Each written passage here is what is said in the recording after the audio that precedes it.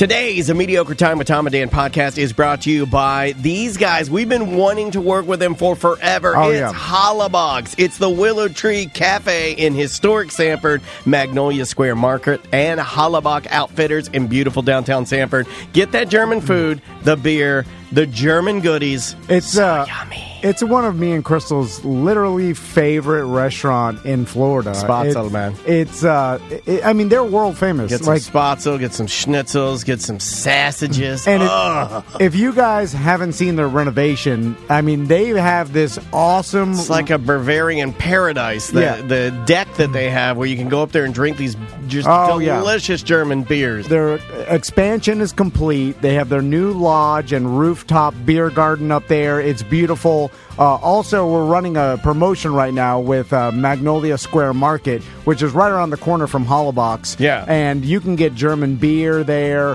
traditional German. They have a German deli. It's open 7 days a week. You can go in there and get some items that you may not be able to find everywhere else. And a lot of beers you're not going to be able to find anywhere. Oh, yeah. Their beer and wine, all traditional German. If you like anything the German, they have it there. The beer, the wine, the bakery, the deli meats. They even have spaghetti ice, which is apparently that's Germany's most popular ice cream? Yeah. Well, I got to try that. Ice cream, but like in the form of spaghetti. It's super cool. Oh, I got to try that. The kids. Oh, yeah. I'm trying that. So, anyway, the promotion we're running with them is if you buy anything, just ask for a free Tom and Dan BDM pint glass. Yes, we sir. dropped off a bunch over there. So, stroll on by. I think they're red. Too. I think it's like a red tinted pint glass. It's the red tinted BDM logo pint glass. And if you buy anything from there, grab a beer and say, hey, I'm a BDM, a Tom and Dan listener. They'll give you a pint glass for free. Yeah, and also remember, you can get a lot of these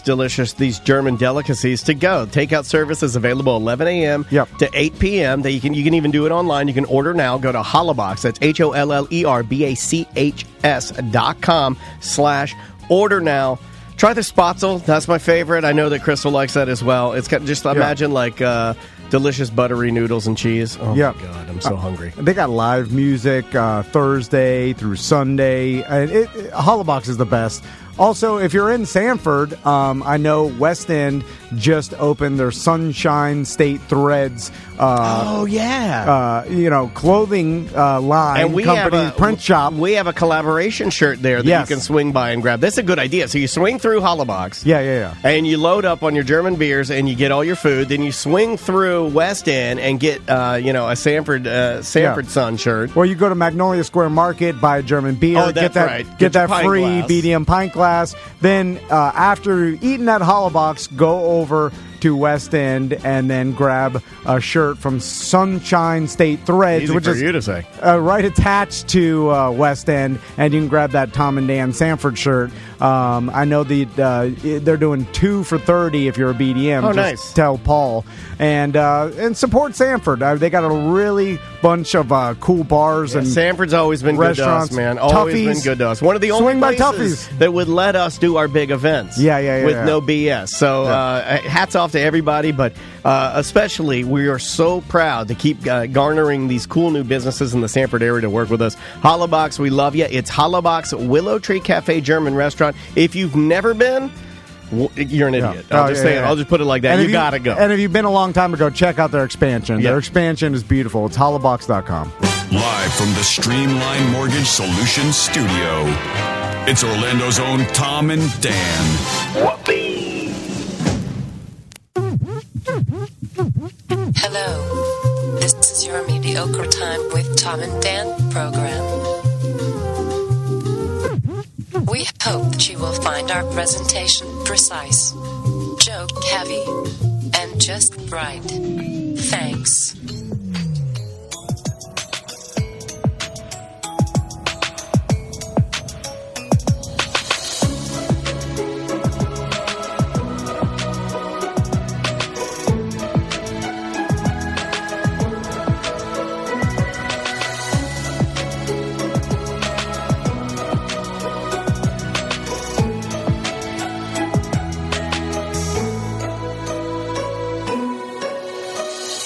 Show number 583. Yeah, 583 of A Mediocre Time with Tom and Dan. I'm Dan. I'm Tom. Samantha, our producer's here. Hey, Sam. Hey. Butler, sales guy extraordinaire, and the king of the dick wallet. Hello. There's Butler. On news today, Mr. Seth Petrozelli, or as I like to call him, Karate Snowflake. Get him. We'll get into it. Yeah, it's a little, you know. What'd I do? Nothing. I'm the farthest from snow. You're sensitive. You're so am I. I'm very sensitive. Yeah, it's ironic because you're one of the most sensitive guys that I deal with. That's why I project this awful personality. I think that's working against you, buddy. You're like, I'm so sensitive. I want to make everybody hate me. That's you shouldn't do that. The opposite. It's exactly the opposite.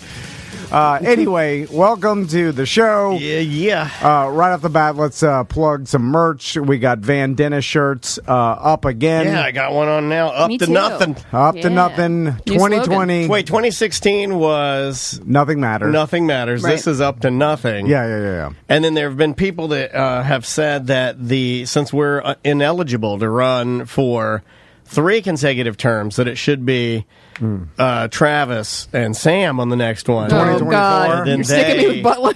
And then you guys have to What's do our slogan, Butler? some sort of coleslaw wrestle to figure out whose name goes top. You think I got money. One of them aren't going to be here.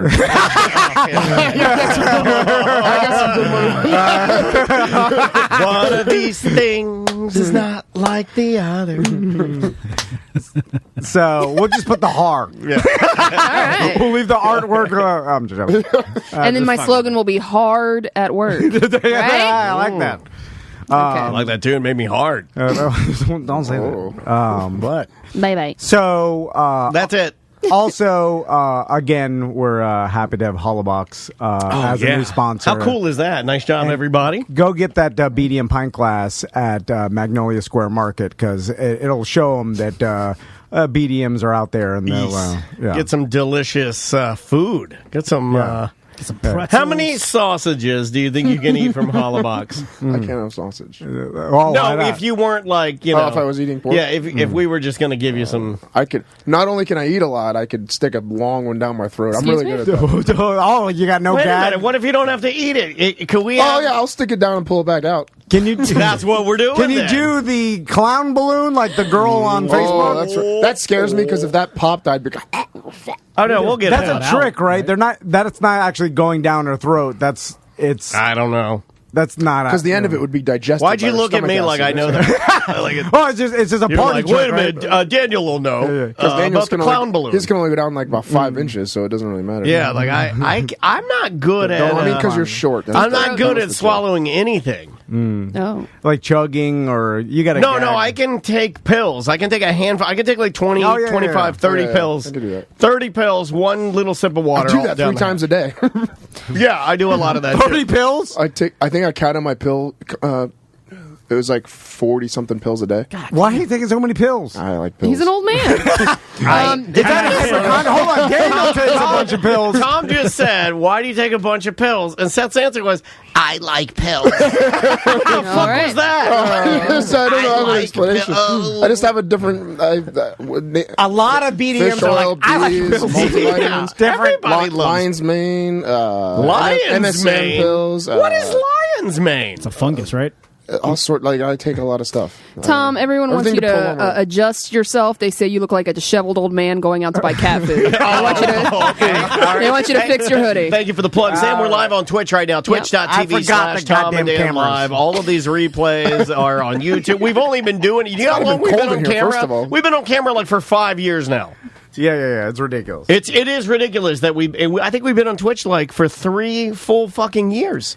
It's insane. But anyway, let's get our business out of the way. Well, let's have some fun, bully each other, be mean to each other, and then get the fuck out of here and have a weekend. All right. Speaking of business, this is a certain kind of business. Shart Week is coming up Monday. Yes. Oh, yeah. And if I thought you were going to yell at Butler again. If you don't know what this is, which I would be surprised if you don't, but we started it and we were debating when. None of us can remember. We're going to need the listeners' help. help. Is this a 7th year or 6th year?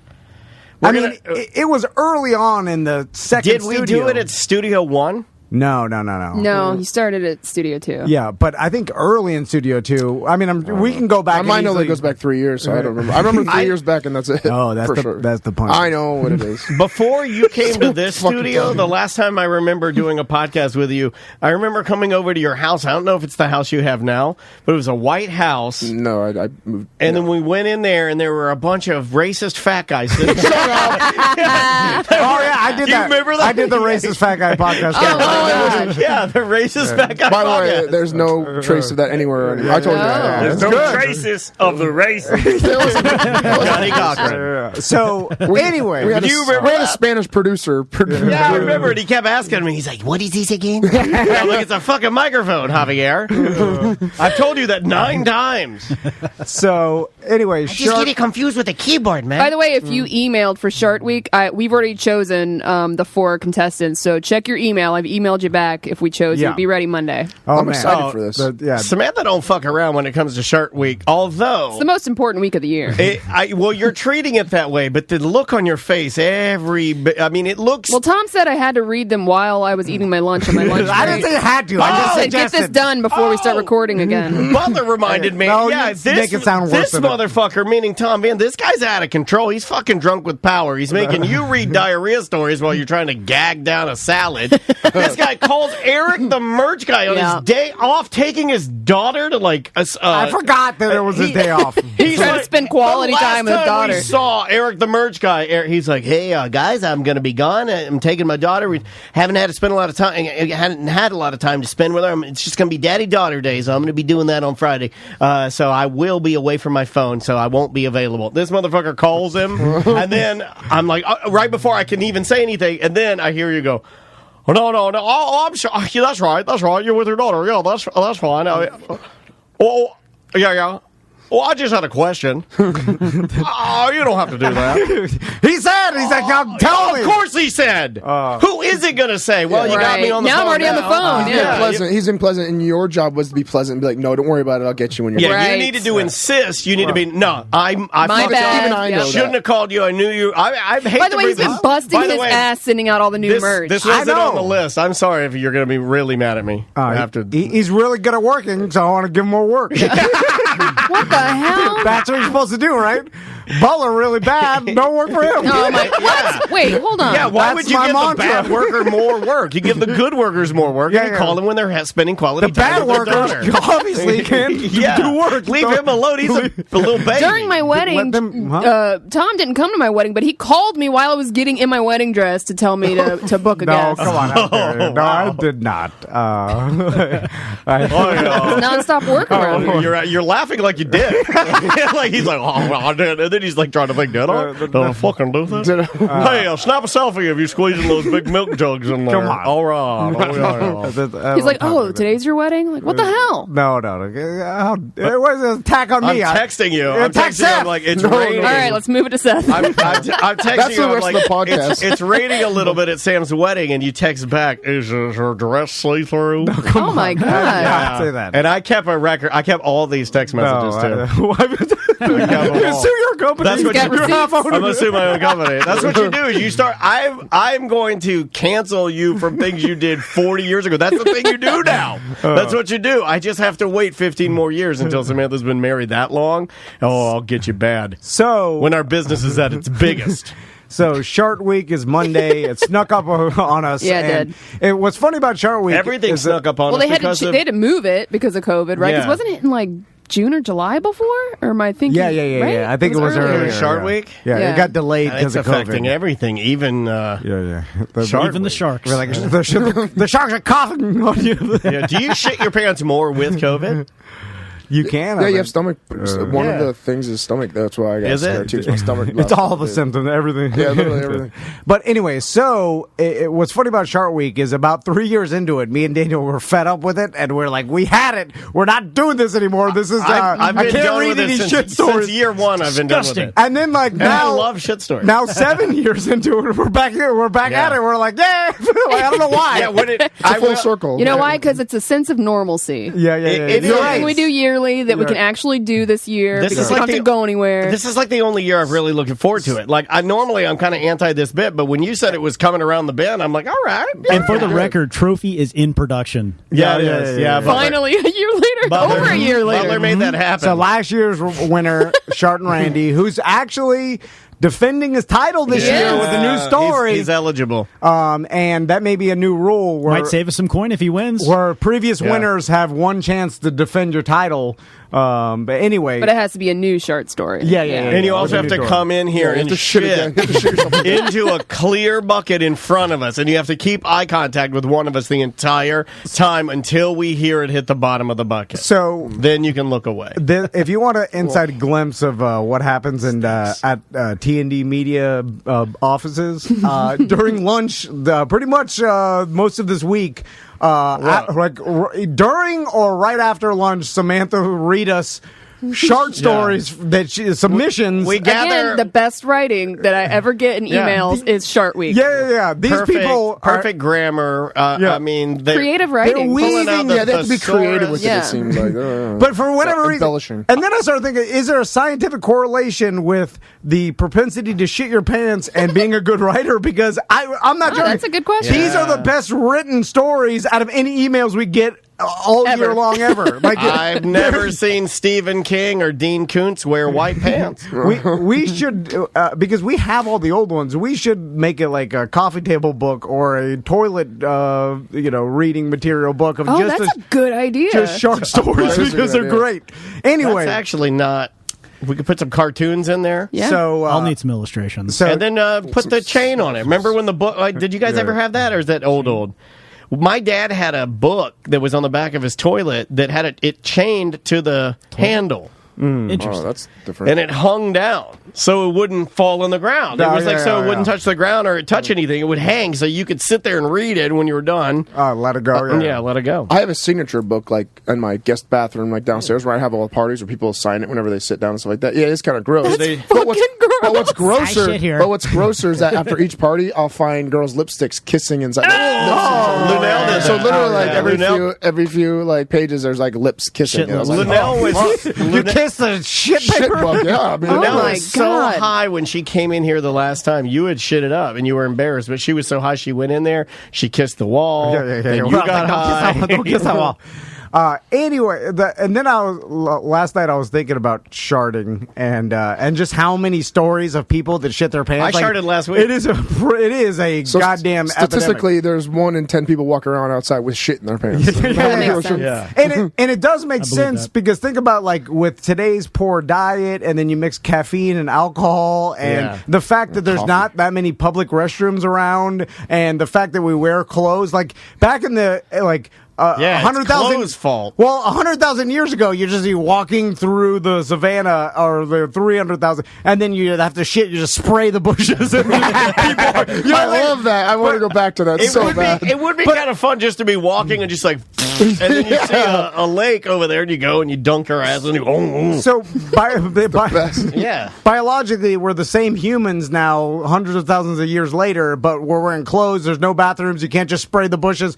So, and then you add alcohol, caffeine, and poor diet, and smoky secret nicotine, stress, it's coffee on the stress, and then I'm surprised people don't shit their pants literally every day, but it shouldn't be as funny as it is, and I don't know why. Like psychologically, it's funny. It's really funny because people should treat it like you would treat someone who lost their grandma, like oh my god, I'm so sorry. Yeah, like I'm so sorry. Do you need help? Yeah. Do you need? Yeah, but everybody does. Right. But you're like,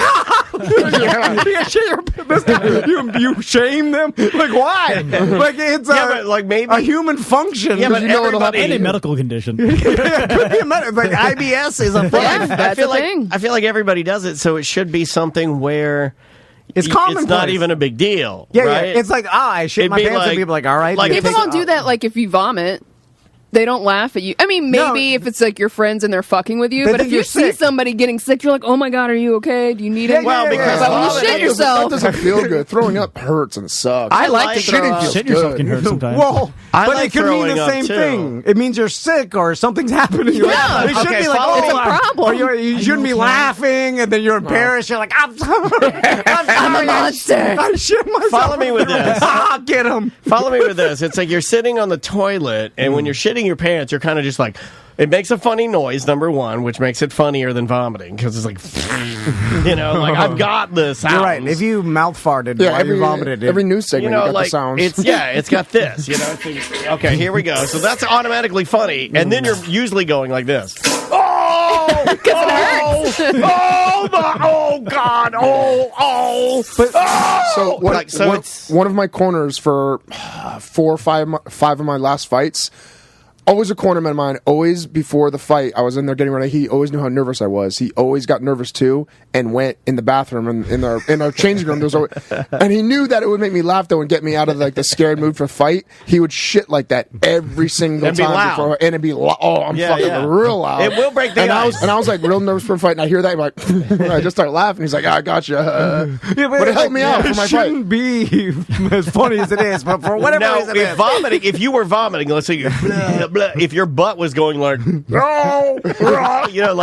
would it, right? See, I think it'd be funny. I think it's because you have the double. Yeah. Usually when you're shitting, it's like noise, and then it's audible. Yeah. So if you could make that same thing just an opposite, a 180 of that, I think it would work. So last year, Seth was a judge on Shart Week 2019 and invited him this year for 2020 to come be a judge. And Seth texted me earlier this week. He's like, "Hey, I have a Shart story I've kept to myself for years because I didn't want to tell anybody, but I'm willing to. I'm willing to expose it." He's saying that this one is almost like it's like the lost Wu-Tang CD. Or something. It's like it's literally like the creme de la creme. And he may have told it, but we don't know. I don't think I did because it really does signify that I really probably do have some issues going on. Well, we know that. So, we all got issues, man. I was gonna wait. Say what? You're in the right spot for that. Everybody here's a nutbag. I was going to have you tell it on Shart Week, but since we had a bunch of good submissions this year, and it's going to go long probably because we couldn't, we had also, really good ones. Isn't he in the Hall of Fame? I don't feel like he's even... Yeah, I figured I wasn't even a contender anyway. I feel like you weren't a contender. We were just going to, I feel like he's a pro. I just like to share. Yeah. So I figured... that's why I'm the judge. I know what's a good and what's not. Well, Seth, I'll let you tell your Shart story, and I'll remind everybody the Shart Week will be on Monday. If you're a BDM, it'll be up for BDMs only. If you're not a BDM, you can sign up at tomanddan.com. Very controversial BDM show this past week, apparently. Oh, yeah. Yeah. People got all... Some people got awkward. We talked about fisting. Our buddy Ron called in and talked about putting the art of fisting. Yeah, putting his whole arm in somebody and then feeling their heartbeat from inside of them. And he's like, it's like kind of a power thing, and it gets him rock hard. And then he starts spraying buckets of cum everywhere. Yeah. A bunch of babies are like, I can't hear this. I couldn't finish. You can listen to the whole Shart Week episode eating a fucking corn dog. It's fine. Why corn dog? I don't know. But I think the real men, like a concrete mic, can listen to no problem, working, laugh. It's the babies that think they're real men that have the problem. Anyway, they're not real men. So Snowflake is what you're trying to say? Okay. So Seth, when was this from? When was it from? It was a span of time. Span of time. Oh wow! How long? I'd say 6 to 8 months worth. Okay.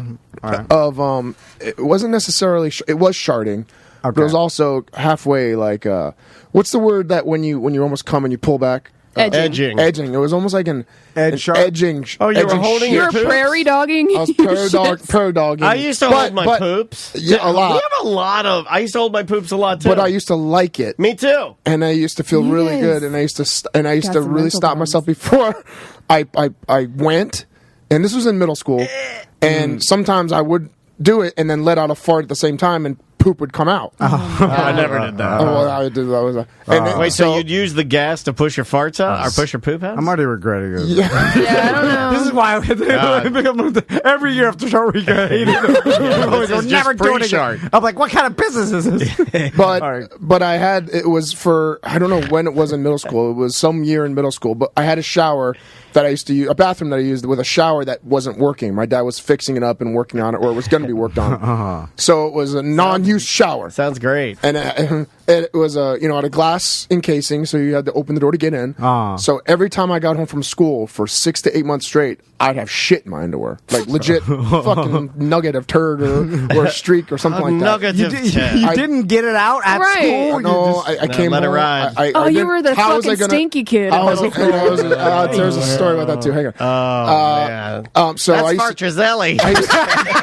Fartrazelli shit his pants again. That's how I used to go into the bathroom. That's Fartrasmelly. And obviously I was embarrassed. What am I going to do with shit underwear? So I used to just sit in the toilet, take it off to finish, toss the underwear into the shower. I don't know why I did. I just threw it, and I had a collection for 6 to 8 months of at least a collection. Hold on, he needs to be institutionalized. So how many pairs of shit panties were in the? Hold on, what do you mean? Thousands? No, not thousands. He it wasn't every day. shit panties I'd say in about a shower. 20-ish. Yeah, 20 to 25. Yeah, well, 7 eventually days a you week just, for 5 weeks? I'm guessing 20 to 30. eventually you're going to run out of underpants. I did, and I lied to my mom and said There's a monster eating them. During PE, I said something about PE and stuff like that. I did karate. I don't want to bring karate into this. But I said when I changed, I chopped him in half, Mama. When I changed their karate or something like that, like I just left my clothes sometimes, left my underwear. I had excuses and shit like that. Ninjas don't wear underwear. Or I went and stole my brother's underwear or something like that. So my dad, listen, after 6 to 8 months when he was actually going to fix the shower. In my mind, Seth's mom's the bad guy from Goonies, the mom. Mama Fratelli? Bring me No, it's not Mama Fratelli. Bring me back. Yeah. I don't know. That's I envision in my head. Seth, you shit your pants again. My mom's a saint. So, Seth, why...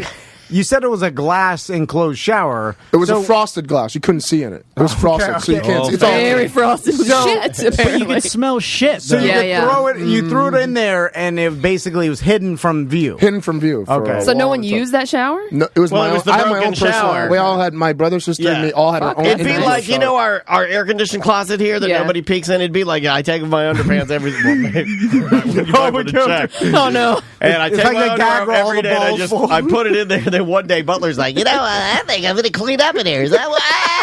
They all fall in his head. But not only that, so you're saying the stinking, of course it stunk, but sometimes when too much would come out during, like, hanging out with my friends or something like that, or at school, I'd go into the school bathroom,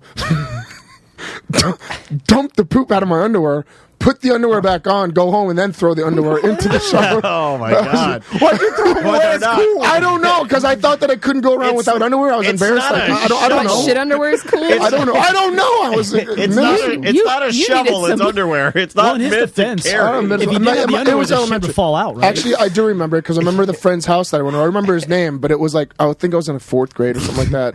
I think it was like 4th grade because that's when I had him as a friend. So my dad, after 6 to 8 months, I didn't know he fixed the shower. Like, I was gone one day, came back. He goes, Seth, I need you to sit down. If you can. I know there might be some logs in your And he didn't. Seth, I need you to stand up. And he wasn't happy, but he was Can like... you imagine going into your kid's shower and you find a mountain of shit underwear? I'll be like, guys, that's serial killer. Yeah, I would think that. He'll never be nothing. Kid, this is it. I gotta go. Send him away. I gotta leave. Yeah. And I remember him getting It would be really there red. will be blood scenario where I'm holding. He's making stop making noise, and then give him away. I just gotta leave. And just promise me when and if you do track me down and find me that you won't shotgun my stomach out and then go to a Knicks game. I've abandoned my boy. I'm sorry, but the image of him is burned in my mind. Like I know exactly how he looked, and he looked at me and he got all red and kind of shaky, and he goes, "If I ever ever find whatever I did whenever I found whatever I did. There was probably stuff growing in there. If I ever find whatever I just saw ever again. That's what he said, whatever I just saw. That's a weird reaction. In the shower. I don't even want to fucking speak. If I ever find whatever the fuck that is, sometime ever again, I will fucking kill There's like a whole shit ecosystem in there. It's all moist. I better not find whatever I found in that shower ever again. And, like, as he was shaking. Did you also shower yourself? No. Okay. The shower didn't work, so I used my brother or sister's shower. Yeah. And then I would go to. That's pretty brave to admit that. Did he say like that literally was it? And then I got really like the heat flash. Like, how did that not scare you? Like, you started like shitting in Gatorade bottles after that. You've done all kinds of horrible shit things. How did that not scare the fuck out of you to the point like where you didn't do this shit? This guy loves shitting. I gotta say, Butler, that's a pretty solid follow-up question. And I'll answer that. Did your dad question why you threw your shit panties? It doesn't seem like there's a lot of communication in Seth's family. Like dozens of shit. I would sit down. Your dad was fixing a shower then, and now he's fixing your shower. When is he not fixing things? Joke's on you, Seth. Your dad's using shitty underwear in your shower. And for I did play some shit jokes on my dad as he was fixing stuff. Like when he was in my bathroom, he remembered. I shit in the this was a year ago. I shit in the toilet and left it there on purpose. So when he went in there, it smelled like absolute shit. Why would you do that? That's a terrible thing to do. I don't know if your dad likes you. He didn't ask you why you did it. He just said, if I ever see that, started shaking, got really red. That's possibly the last thing that his ex-wife saw before he threw her down the stairs. Oh my god! Somebody's gonna pay for this. My boy shit up his pants and threw it away.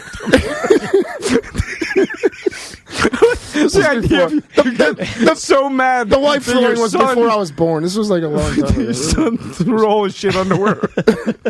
maybe she slipped on the underwear. Fell down the stairs. I think I'd have. He didn't throw me. I slipped on my son's shit underwear. And I recall times where I was hanging out with my friends because it wasn't only at school. It was like when I went over to their friend's house after school, something like that. God, like, I would have in my pants, and the kid would just go, "There's that smell again. I don't know where that smell keeps coming from." And I'm like, I knew it was me. You know, I just was your like, dad opens the shower door, sees the pile of shitty underwear. He's like, I hope he's good at punching. There's only one job: shoveling or punching.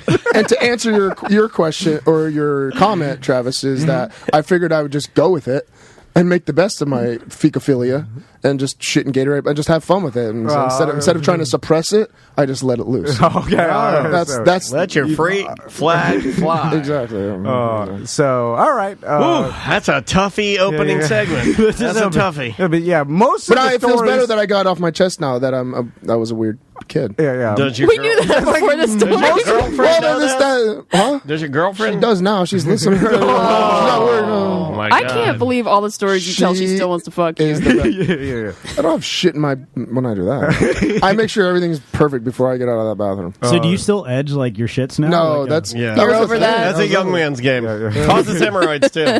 That's probably why. No, it does. Too many seeds. I'm not lying to you when I tell you that there's some similarities in that. Yeah, that I used to do that too. Not to the extreme. I didn't dump turds out of my pants and like you did. Well, sometimes it would edge too much. You're like, oh, I'm close. Yeah, oh, whoops. I was pretty. I gotta say, I was pretty precise with it. I never had an accident. Well, you have more sphincter control. Apparently so. Like it's the only control I have. So I don't know how this transitions to our next topic, but I want to talk to Seth about your new dining room that I saw on Facebook. That's a great transition. Because Daniel's got the pic of it, so people can see it on Twitch. I did some more things, but yeah. Okay. And if anybody wants to see this, they can go on our Twitch page or look on Seth's Facebook because he's like, "Hey, everybody, look at my new dining room." So when I saw it, I'll put it on my Instagram. That's at first I thought it was fake. Like I thought you got this photo from like Walter Mercado's house or something. mucho douchebaggery. Because I was like, God damn, that's an elaborate dining room. It's aggressive. So it's aggressive. I'll explain it to the listeners that are not watching on Twitch or haven't seen this. It is and Seth, maybe you could talk about where you got this actual table, but it's like a custom cypress. Yeah, it's like an art piece. There was a 50-foot cypress tree that was chopped down and planed out to make that. So I mean, that is an advanced carpenter. That's a wood artist who made that table, right? Well, my brother-in-law, so my sister Kirsten, her husband James, they went and they didn't chop down the company chopped down the tree, so it was just a bunch of logs, I guess you could say. He went and got all those logs for me, and then he started planing them down and did all that. Yes, so he didn't chop the tree down. So it's a custom cypress dining table, with a bench on one side and chairs on the other. Then on the opposite sides of the table, there's two what looks like wooden king thrones, or like what you would see in the Game of Thrones. Yeah, like a fat king would be eating at in Game of Thrones. A very Game of Thrones. It's very Game of Thrones. All topped off by a elaborate candelabra that hangs down. It appears to be made of. Yeah. I don't know what that is. Some sort of medieval weapon of some sort. So like a giant's mace. Don't forget the pelts. I can't forget the sheep. That's the only part I'm ashamed of. Sheep pelts. Not ashamed, but so there's some. You could have gotten faux pelts. Well, here's the thing. I got those because I knew they had to kill the lamb or the sheep. Or the goat, the sheep, for food and stuff like that. So that would have just been wasted. So I was like, you know what? I'll take those pelts off your hand and turn them into seat cushions for my king throne. That's not how activism works at all. You're actually supporting killing the animals. It's not like, then it shouldn't go to waste, so I'll buy them. And they're like, thank you, sir. I'll kill some more. Because I know that's how it works, but it makes me feel better. I don't think people should ever eat meat. Steaks? I'll take 5. I mean, if they're going to go to waste, I don't want this animal to die in vain. So I'll go. And they're like, thank you for your business. I'll kill more now. Anyway, so very elaborate dining table, and I started laughing because most people, normal people, and I assume that you're one of them, are on the go and then have to eat out a lot. So, and I imagine you eating out of a styrofoam Qdoba container on a goddamn King of Thrones. But I'm just saying, it's you normally drink protein shakes, so you sit at this is off of a movie set. This is ridiculous. Have you used it? Have you sat down and ate a meal? Every night, even before that table. Do you sit your girlfriend at the end? No. I said to her at the beginning, when I do this, we're sitting at opposite ends, no matter what. She's like, come on, we're sitting at opposite ends. That's the queen throne. This isn't the king throne. And we eat like they did back then. And then we look at across. That's not crazy. How was your day? It was great. Why do that? Why not? Okay, that's fair enough. Why are you living your life like Casper the Ghost? That's what cartoons do, Seth. That's not real life. Ever since watching the Last Kingdom, Game of Thrones, all the other cool things, Vikings, all the other. Uhtred, what's the one with Uhtred? I think that's the Last Kingdom. Anyway, seeing all that, I really wanted a badass medieval looking table, and Tracy really does like castle theme type things. So I was like, okay, I'll combine my love for eccentric weird shit like that, and she likes castle, and we meshed it together and we came up with that. It was all my idea, and she was just going with it, of course.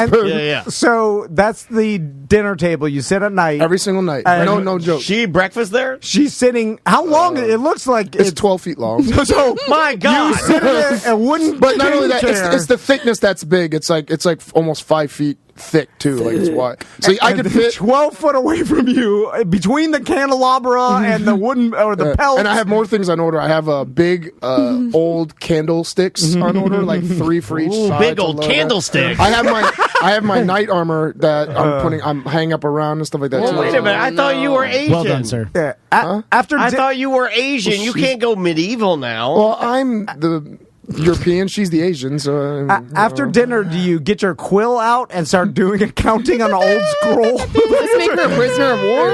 I just thought this is absurd. No, it's cool. By the way, I don't have money to spend on for kids and all that stupid shit. This is what 40-year-olds with no kids have that have money. This is what they do. They get Game of Thrones themed entire dining rooms.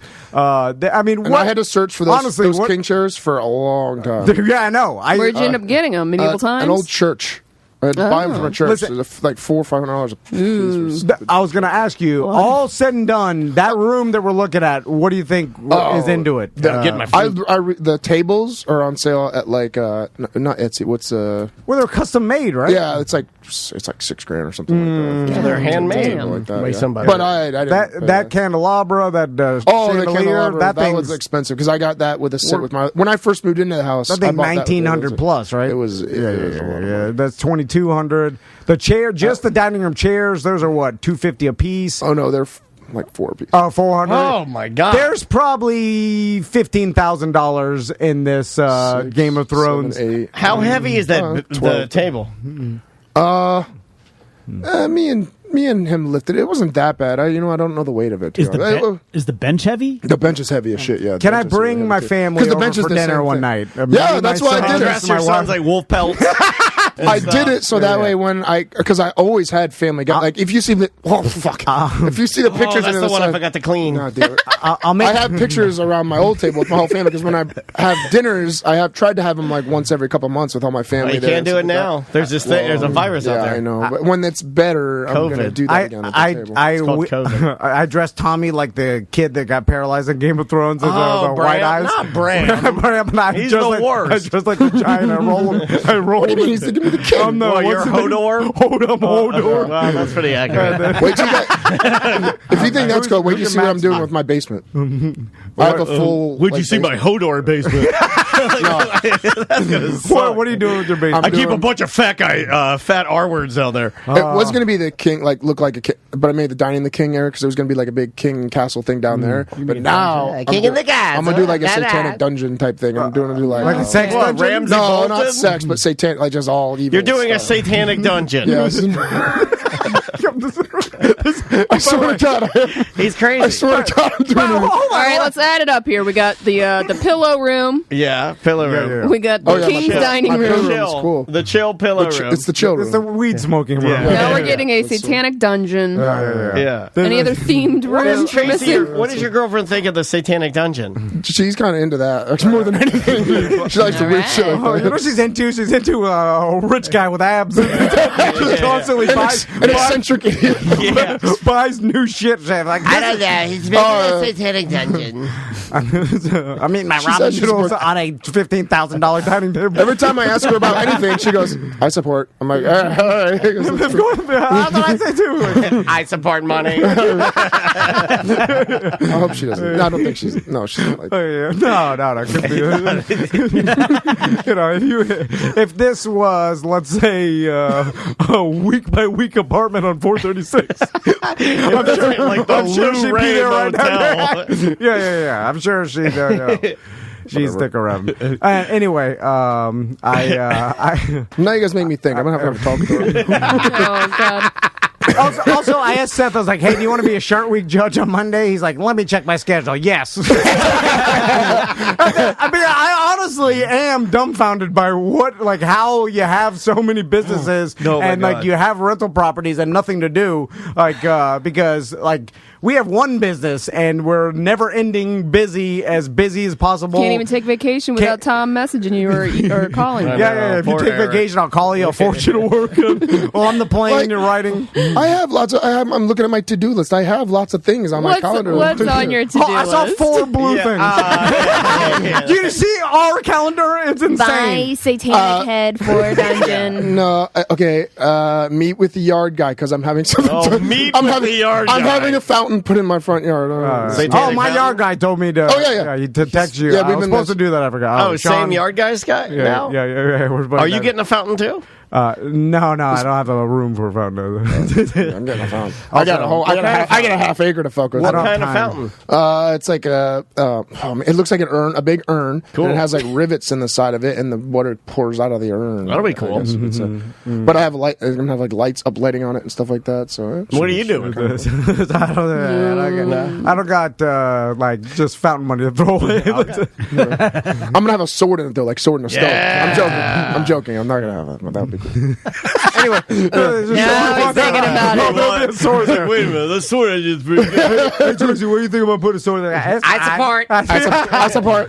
That's what he said. I'm married to this rich dude. I just have to say I support. He buys whatever I want. I figured it out. If I just say I support, I get all this money. She doesn't ask for anything. She really doesn't ever ask. Okay, she did the other day. Oh my. Well, and by the way, this is all an attack on Seth and no one else. Yeah. Well, Sam said the bully me now, and that's sorry. That's it's your turn. Rocky appointment. We'll move Pay to Butler invoice, in a minute. Call vet. Plant appointment. I don't know what a plant appointment is. I don't know what that is. I like how you were like, I'm going to set my schedule. I think you're just looking around and like plants. Look at some plants. Look at the sky. Radio. Pergola water test. Because I put up a pergola on my side. This is all kind of just personal bullshit. It's not actual business. But it's stuff I got to do. Like fun stuff. Did you get through the week and then type radio in for the Friday? Yeah. The whole week? I do.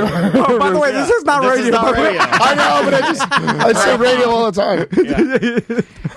I'm on the radio. Everyone ever asks me, I'm like, I'm on that radio show, Tom and Dan. Be on the phonograph. Where do you find it? I don't know. I have no idea. I don't know. Just you remember my racist podcast I did, right? Find that one. I didn't do it's it. near that I one with did the not racist do fat it. guys. Just favorite racist fat guys. It'll be one of the suggested shows. I didn't do a racist podcast. It was not racist because me and Daniel were on it. There's that one guy. And I was like, oh, thank God no one's listening That to this. one guy, the fat guy, I was listening to him. I'm like, oh, I don't know if you should say that. myself. I don't know if you should say that, fat guy. He's like, this is a mic, right? I'm like, I don't know, racist fat guy. All right. Let's take a break. You want to do the shot when we come back, or you want to do it now? Let's do it now. All right, let's do it go now. into the break with a shot. Thanks for the whole half show ass whooping, guys. Appreciate it. Oh, you just wait. Wait till we start comparing you to Ross. Oh, yeah. We didn't get into that yet. Oh, yeah, that's why. Okay. That's nice. Cheers to making it through that dud. Stupid storm wasted all my bud. But I bought some Shark Bite ahead to cheat. Cinnamon whiskey's gonna marinate my wheat. Grillin' 902 now.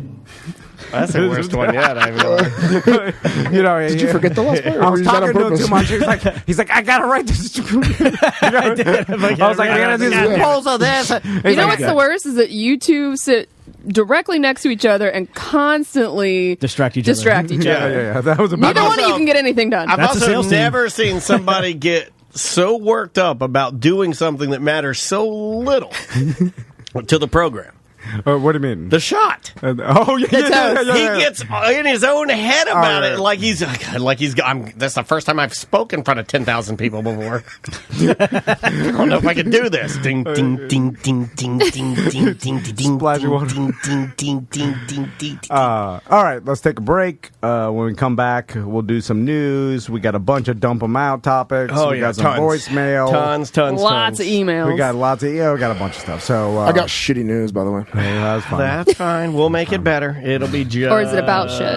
Because then it's on target. You want to hear something? Shake it out your pant leg, bro. Super cool, and I will put this. I'll put this out there for everybody that's a listener. If you have music, if you're in a band and you want to be played on the show, we can definitely make that happen. These guys are on Bandcamp. You can also find them on Spotify.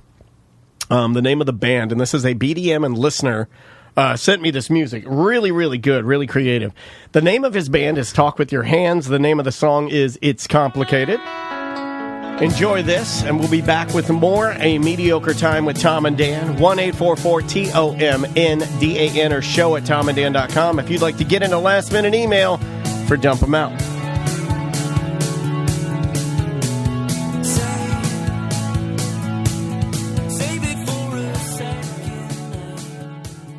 you might be in the market for a new car, you might be in the market for a new Chevrolet. Yep. Their back-to-school sales event is going on right now at Don Mealy Chevrolet in Claremont.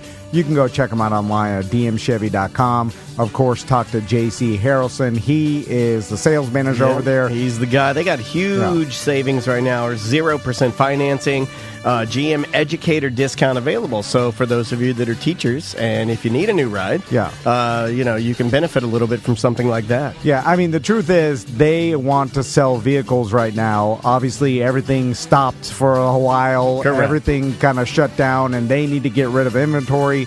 And so they are doing crazy deals. And really, you can get the best deal if you go to Don Mealy Chevrolet or Sport Subaru, Sport Mitsubishi, West Colonial Drive. Talk to Mike Stacks over there. But they want to get you in a car. Yeah. And those are our representatives. Yeah, those are our points of contact, and we're saving you, or staving. I prefer staving. We're staving you a step. And by saying staving you a step, you know what? This is going to be the one. This is going to be the commercial where I kill myself in the commercial.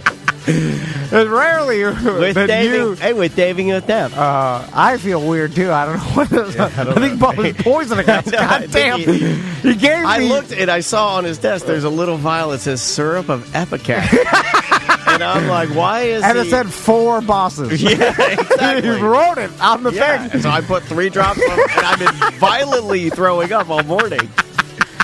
Also, I've lost my sense of taste and smell. I don't know. Yeah. I saw you coughing. I know, it's cough crazy. And then I ran over there, and I was like smelling. I was like, you were sniffing my cough. I was like, I can smell the COVID. Yeah. I think you got it. I was like, here, wipe with my mask. I think I coughed on you. I'm sorry. Mike Stacks. J.C. Harrelson. Call them. Those are your points of contact, and we'll name you with them. Don't tell.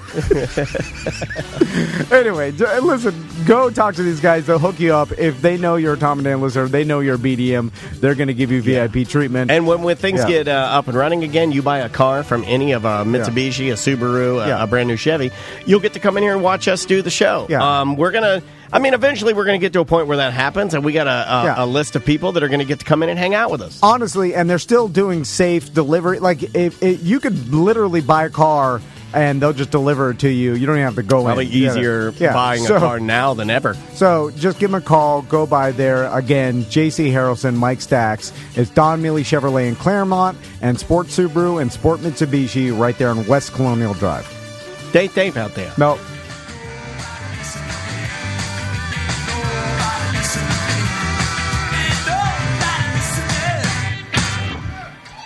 Welcome back to A Mediocre Time with Tom and Dan. I am Dan. I'm Tom. Samantha, our producer's here. Butler, sales guy extraordinaire, is here. Seth Petruzzelli on news today. Should we jump into it? Sure. And I did a little bit of an edit, so we won't have to sit through as much. We'll see if we like it. If we don't like it, we can go back to the original.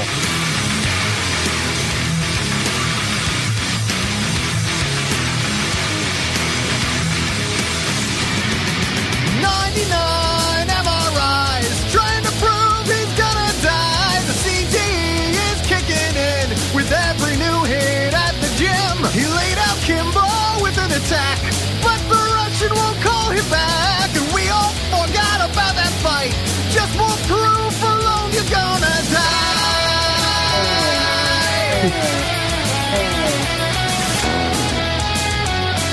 It's Seth Petruzzelli with your Douche Bro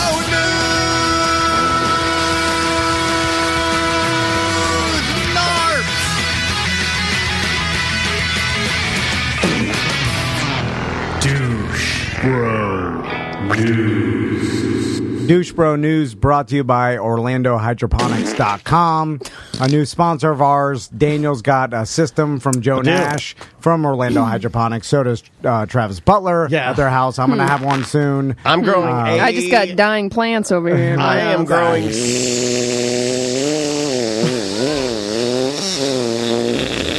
so many spices. Maybe that was my plant appointment that in my booking thing. I didn't know what it was. Do you got a I might have and I forgot. Anyway, he builds custom hydroponics units for your house. So I'm really surprised. As much as you like to eat healthy, I'm surprised. I know Joe needs a build. You don't have, and we might have to talk to him. And spending a lot of money on things. Yeah, because I got to prioritize. You can grow your own spinach. It's really reasonably priced. Really? Yeah, and I got I love making marinara. I don't buy spaghetti sauce now. I know you and I have talked about this. Yeah. I make my own marinara, and I make it 2 to 3 times a week, and I love it because the kid loves it, wife loves it, and it's a lot healthier. I can control the sodium in it, right? But I'm growing my own basil. I use my fresh basil, plopped it right in there. Oh, my God. So I have some rosemary and basil and stuff like that growing outside, but not in my little cool box that you guys have. Travis grew these. You got space too, so you can make a cool one. Big ass cucumbers, but a goddamn squirrel got them yesterday. Fucking squirrel ate all my goddamn cucumbers. But what's cool about this is that you call Joe because he'll help you. You could.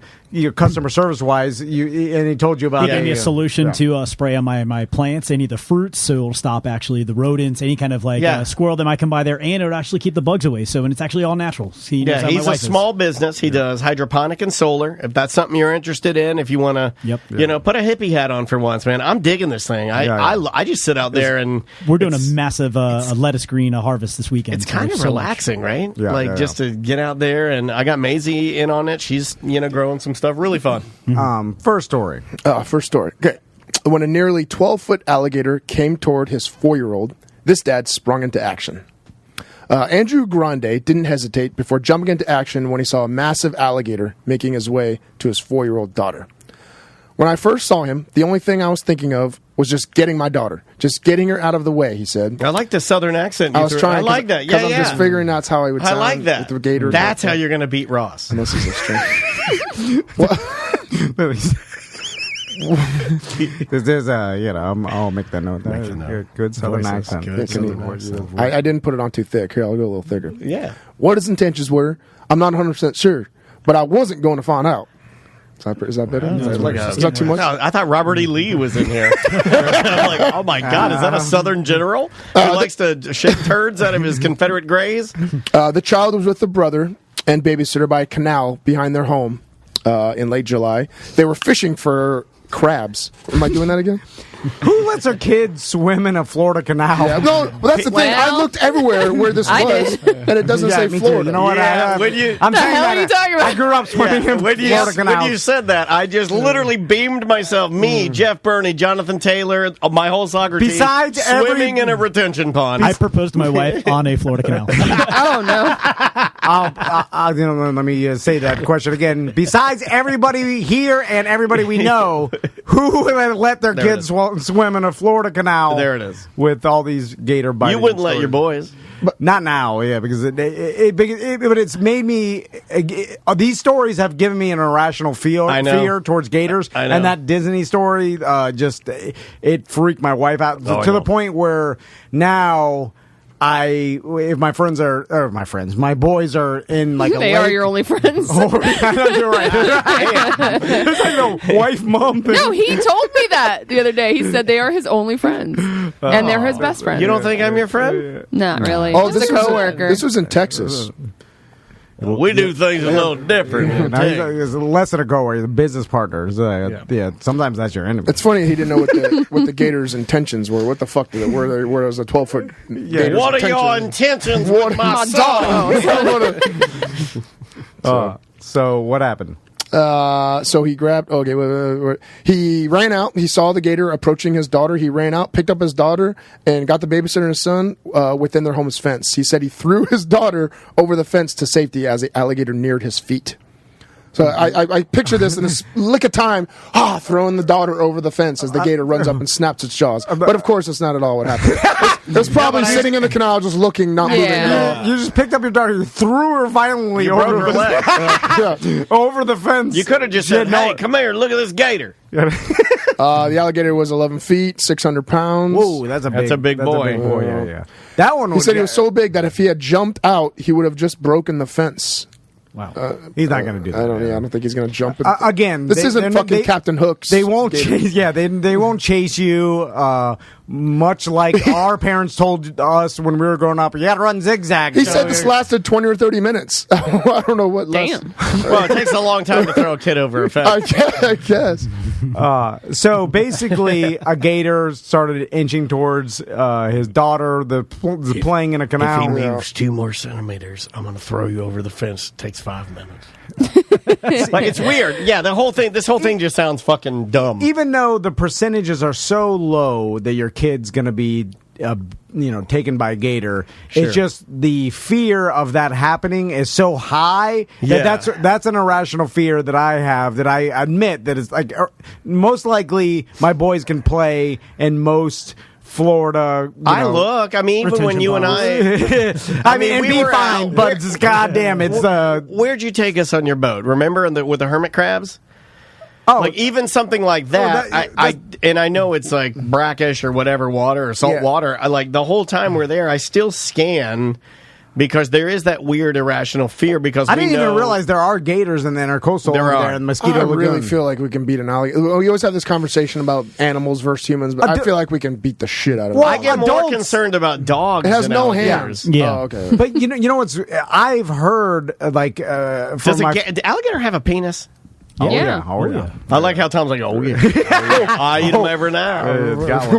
But got one. I remember hearing stories of like my dad's, because they all grew up in the Everglades, going out there all the time, and like there was a bunch of like friends that had dogs that got bitten by or taken by gators, pulled in, yeah, because if you're walking your dog near, especially in the Everglades, like that's the they'll grab that. A kid less likely, but we've seen it happen. An adult probably.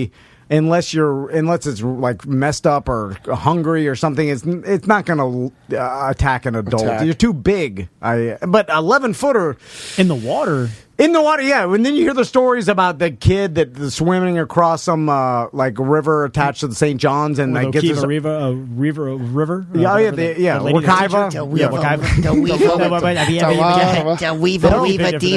Diva. Yeah, you hear. Has anybody seen my diva beaver? That teacher lost her fucking arm. Yeah. They'll twist your arm off. I can see it twisting an arm off. And they'll twist your arm off.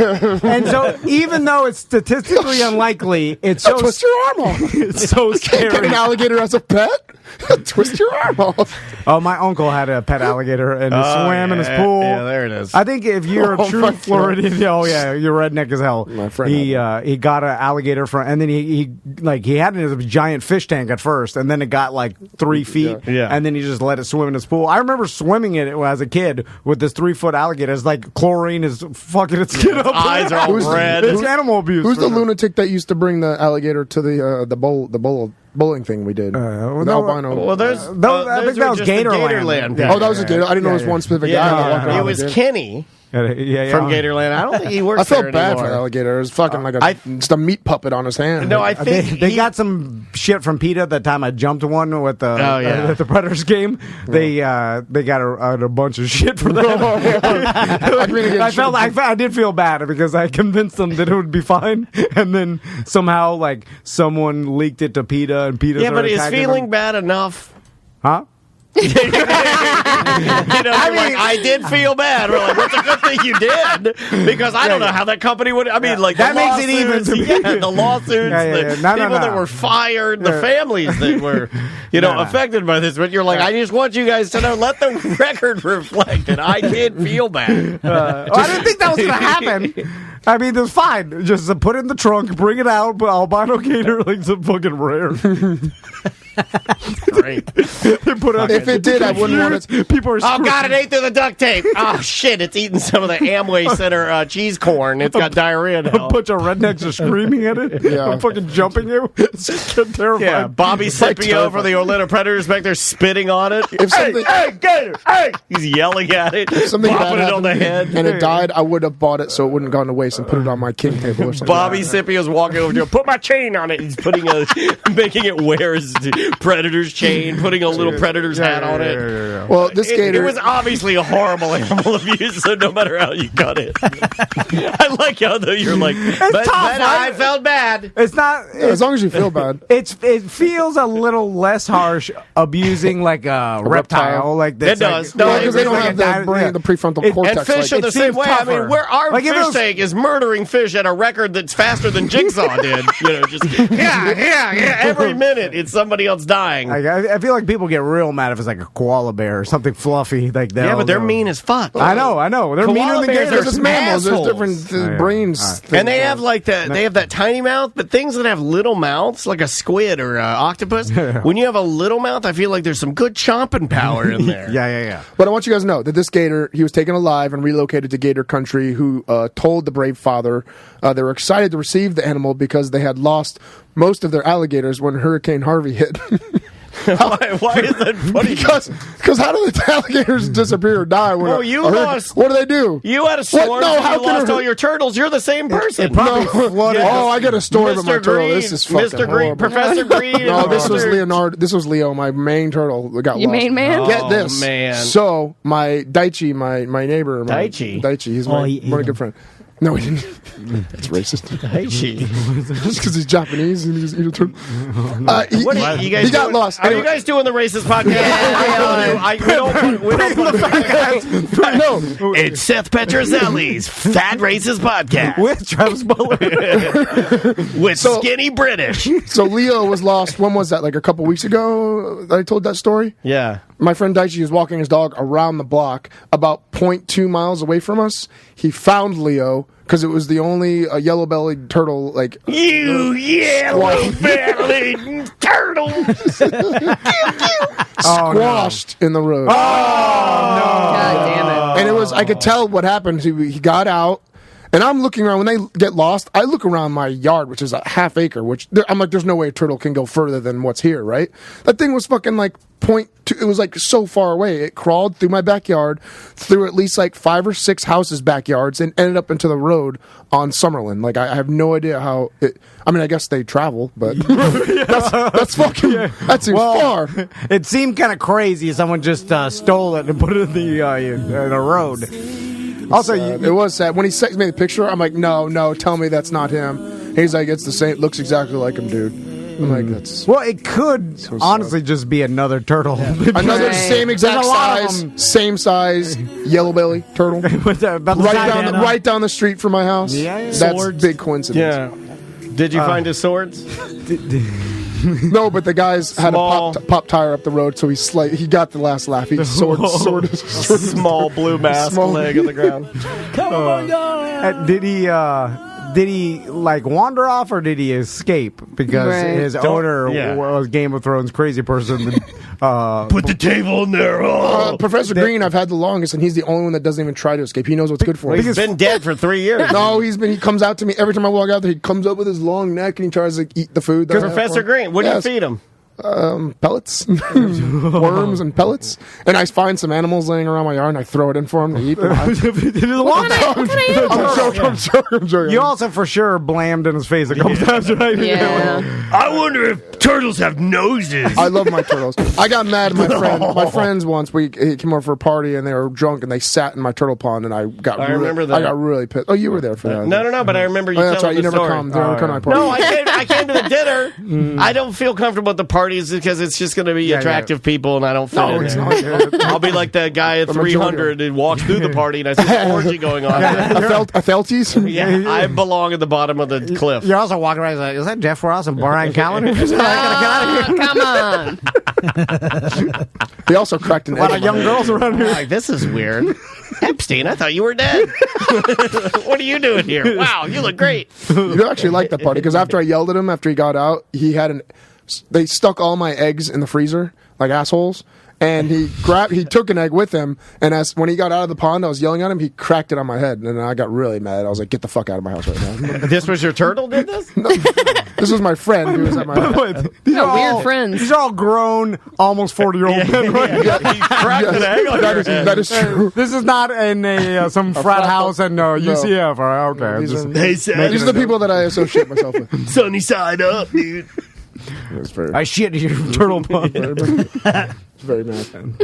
All right, next story. Next story. This one is going to get you guys maybe upset, but this was a study, and it's published by CNN. Okay, you may love smoking weed, but it does not love your heart, according to the American Heart Association's new scientific statement on marijuana. Okay. Oh God. The American Heart Association recommends that people not smoke or vape any substance, including cannabis products, because of potential harm to the heart, lungs, and blood vessels, says Dr. Rose. The deputy Dr. chief. Axl Rose. Yes. The new scientific statement published Wednesday in the AHA journal circulation examined existing research on the connection between cannabis and the heart. The statement found using weed has the potential to interfere with prescribed medications as well as trigger cardiovascular conditions or events such as heart attacks and strokes, said clinical pharmacological Robert Page, who chaired the medical writing group for the statement. So what do you guys think? Well, this is because still harmless substance. You're smoking something, so of course there's a correlation to, yes, there's a probability of it being bad for your heart and things that inhaling a smoke could cause. Yeah, like I think everybody and I know a lot of people are like, and there's tons of evidence of people that obviously is more healthy than smoking cigarettes. So we know that for sure. But there probably is depending on an inherent risk. Unless you're smoking a blunt and then you're getting like 3 times the amount of nicotine with the blunt wrapper. But then there's evidence of plenty of people that have smoked weed every day of their life. Plenty of Rastafarians that have smoked weed every day of their life, and their hearts are. There's a lot of genetic aspects that link to it too. But if you want to be ultimate safe, I wouldn't smoke anything. Yeah, don't smoke it. And I'm sure vaping is safer than smoking, and then not doing anything. Yeah, just ingesting. Just ingesting it is probably safer than that. But I mean, the bottom line is you're still ingesting something that. Well, that's what they said. They said, the topical solutions and oral, sublingual and stuff like that obviously is better. Yeah, but not even better. But there is no direct evidence whatsoever linking THC to it's the smoke. I get that it's a smoke, but then why do I always see not only just weed enthusiasts, but medical people and stuff like that posting, it's helped with breathing problems and it's helped with asthma types. Because there's a million different studies, and exactly. And there'll be you could find another one that says it doesn't. But I understand that. But then why is everyone just okay with everyone's always about fake news and and stopping things from happening? Why not weed? Why is weed get the pass on fake shit? I don't think weed gets a pass at all. I feel like more people talk shit about weed, because it's becoming more legalized. Yeah. More studies are coming out, it is negative. I think it depends on where you read, because I get a lot of negativity. I heard it stops COVID. Yeah. That's what I saw. I literally read that too. That it helps stop spread. Oh, that's not true? No. Yeah. The answer is who the fuck knows, because everything is all over the place and no one can find real information nowadays. So just use your own logic. It probably is less healthy to smoke weed, but if you're smoking weed like Seth is, or at the end of the day or whatever, you're fine. If you smoke weed 5 blunts a day, maybe over the course of 20 years, that could lead to a problem because you're inhaling smoke for 20 years, 5 blunts a day. But you're probably fine too, because there's plenty of Snoop Dogg, Willie Nelson, and a lot of evidence. But there's plenty of people that smoke cigarettes for 50 years and nothing's wrong with them. Yeah. And there's people that smoke for 10 years and it's everything in moderation. But it's a goddamn roll of the genetic dice too. Yeah. There's people that get penises. Lung cancer, never smoked a cigarette in their life. You know what I'm saying? It's a lot of genetic roll of the dice, and it's a lot of moderation. Seth, is this going to stop you from smoking weed? Yes, I knew it. Yeah, I knew it. Yeah, you're fine, dude. No, I'm going to get high this weekend. Yeah, okay. Yeah. You need something. You need some release. My God, it's just you don't drink. No, I don't. Yeah, I mean, occasionally. Yeah. Not since this lockdown, I haven't done any drinking. Yeah, so that's good. Yeah. I wonder what about the smoke is bad for you, because you're inhaling, not only you're getting the THC in your lungs, but you're also getting the burned organic plant, material. So that maybe spurs your heart lining to harden or something, like something like that. Alcohol is probably worse. Yeah, I bet you alcohol burns a lung out. Burns shit on my lungs. Next story. Next story. A couple who were moments away from becoming husband and wife were left in shock when a woman crashed their ceremony claiming she was pregnant with their groom's baby. Oh, yeah. There's a video of this, right? Yeah, there's video. Let me see if I can find the video for you. On TikTok. It's so good. Their beautiful outdoor ceremony was interrupted by an unwanted guest who starts shouting at the man. One of the guests at the wedding, which took place in Detroit, Michigan, captured the awkward moment and shared it on TikTok, which I think that's what you're trying to pull up now. Yeah, it's on. Is this real or fake? Right, because it's on TikTok. Yeah. It stings as something set up. That's a lot of setup for all these people in wedding crap and. Yeah, but you could actually have essentially. You could tell your wedding party like, hey, we're going to do this fake thing and we'll put it on TikTok. I bet it'll go viral. Everybody just play into it, and then you could have set it up because it would take balls for a person to wait till a person's wedding day and then literally right before they get married do the that only happens in movies. That's right? super dramatic. So in the clip, who does that in real life? In the clip, she is heard saying some petty shit. Anthony, you pretend you didn't know me? Didn't get your psych med today? That's my female voice. I like it. All right. Could use some work, but can do female and racist shit. I didn't put the twang on it like I don't. What do I look for under? I hate TikTok. Yeah, didn't someone it get should shut cancel down? this. I tried to play I'll it vote for that guy. The pastor just ignores her and continues to read the vows as guests audibly gasp at the interruption, with one whispering, "Oh no! Oh my God!" And based on your description, it seems fake, but I need to see it. Then what appears to be the bride's daughter comes forward and throws her flowers at the woman. All right, and then they grab her. Still sounds set up. Yeah. Really? Because that's sad if it really is. Because I would love for something bad like that to happen. It's funny. Because who is going to actually a girl that's pregnant? Would definitely do something like that at a wedding. Who knows? The hormones are raging. Well, so the what? I found it. You got it? Okay. Yeah, I got it. Cool. Okay, here it is. They're before God and these witnesses that you will love her, love him, comfort him, honor, and obey him. Really, Anthony? You gonna act like you don't know me? What? You didn't take your psych meds today? And after you got it on my eye? And I got your baby here. All the duty. Anthony, I know you hear me. You better get out of my mama's wedding. What is wrong with you? What is wrong with you? That's raw. That's raw emotion. Did you hear, lady? It sounded just like how I said it. Oh my God. Yeah, that's real. Yeah. Hell yeah. Yeah, I don't think that's fake. Oh man, that made me uncomfortable. Yeah, that did make me uncomfortable. I don't get uncomfortable about stuff. At least I didn't think I did, but that one got when that lady was like, "Yo, get out of my babies!" I'm like, "Oh my God!" In my mind, I thought it was going to be a bunch of Seattle hipsters that do the fake stolen bicycle video. This is more of a world star. Yeah. It's more legitimate. Yeah. So the lady literally waited till this guy's wedding day. Was she invited to the wedding, or did she just show up? I'm sure she said something to him before, and he was like, "That ain't my baby. That ain't my kid." Right. That's a possibility. And then she got pissed off, and she's like, "I'll show you." Yeah, I'll show you. I want to say a little bit more. Hold on. We'll go back to it here. I want to see the throw out. I want to see the God and these witnesses that you will love her, love him, comfort him, honor, and obey him. Really, Anthony?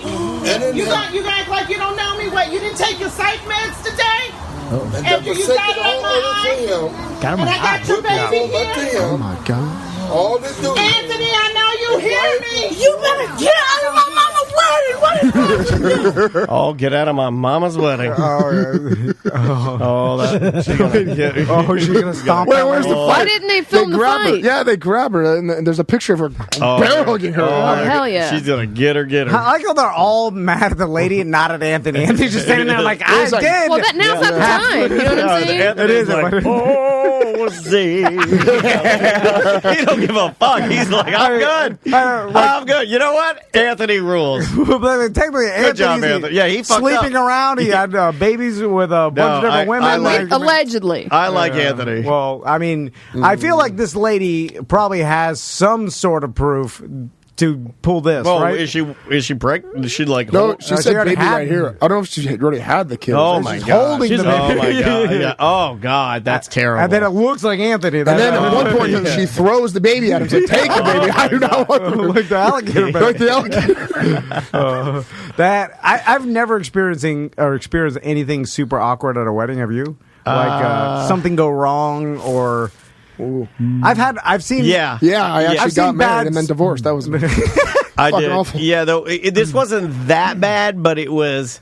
You know, like it was back when certain photographers were trying to find the balance between doing digital shots and then using old style cameras. Yeah. Old style cameras are pretty loud, so you would try to take that in between vows. And at my buddy's wedding, he's getting married, and they're up there, and this was a super expensive, extravagant, like amazing traditional Jewish wedding, and he's up there. The photographer's up there taking photos, and then it hit the end of the reel. Film, and it had to rewind, and that takes a long time. And it goes like like that. So they're like, "Do you take this woman to?" And it just kept going, and they had to wait, and it just kept going and going and going to the point where the rabbi had to go. You know, can you take it outside so we can move this along, because they were filming as well. Did people start laughing? Did it break the tension? Or, nobody really laughed. Okay, no, they didn't take it. It wasn't. You could tell. Depends on the wedding. Had you been at my wedding, maybe it would have been funny. You know, not the vibe of this one. Yeah, they're serious. Yeah, this one. They ended up still getting married at the end of that. Really? Yeah. Love conquers. It does. I've seen they said it wouldn't last. I've seen the occasional like shit-faced drunk best man or bridesmaid give the awkward. Oh, I love those. Like sloppy speech Yes. because they got nervous that they have to give a speech, so they drank at the open bar too much, and then when they got up there, they start. I mean, it's a stereotype in movies, but I've seen it happen. And not that they start saying embarrassing things, but they're just stumbling through it and like taking too long. Somebody's toast each week. Like I think you should do every week. You should do them like a drunk best man. Well, it's no surprise I bumbled through my older brother's best man speech. Oh, is there video of that? Something about me telling him to pump out kids or something. I got inappropriate. Inappropriate. I am I'm the best. I've never been asked to be anybody's best man. Really? It's been like We don't have any I've always friends. thought that. Yeah, exactly. You've never been a best either. man? No. Yeah, and it's sad, and honestly, that's one thing. It's weird that would bother me. I guess, or maybe it's not weird, but yeah, it should. But everybody's a best man. I know, and I've never been. Never been asked for that. See similarities. No, if I get married again, you're my best man. You know what? Not even kidding. And if I get married again, you're my best man. Well, it looks like I'm gonna have to ask someone else. 50 pills a day, no best man. I better take my anti-best men pill. I did get drunk and do a top 5 at the Wizard's wedding. I was Why his would best you do man. that? Because there was a time when he thought the top 5 was take it out of here. It was my thing, so I was like, I'm gonna give him Even a top 5. sometimes here, if he gets drunk, he's like, I'll put my top 5. No, I'm kidding. You don't. And I did I compared him to Tim Tebow because he was a Tim Tebow fan. Does it hold up? Did you go back and Crystal literally walked from the table and physically removed herself. Did she really? She told me not to do it, and I powered through. And I took my paper out. I stood in the middle of the dance floor. I started doing round table stand up like Louis C.K. What? Like everybody was around me. Yeah, he did this on the camping trips. Really good. Maybe I'll hire you next time to be mine. Was it worse than Pudge pisses pants? He pissed his And pants? it fell into the bushes at a Marriott. Yeah, we just Pudge took is a pictures. faller. Yeah. Oh, we got Poor hammered. Was it worse than? It was bring your own liquor. It was like a poor. Was it worse than the camping? Like, was it worse than you asking your wife to marry her? We all got gypsy drunk. Can't say that anymore. At the I've never even heard of that before.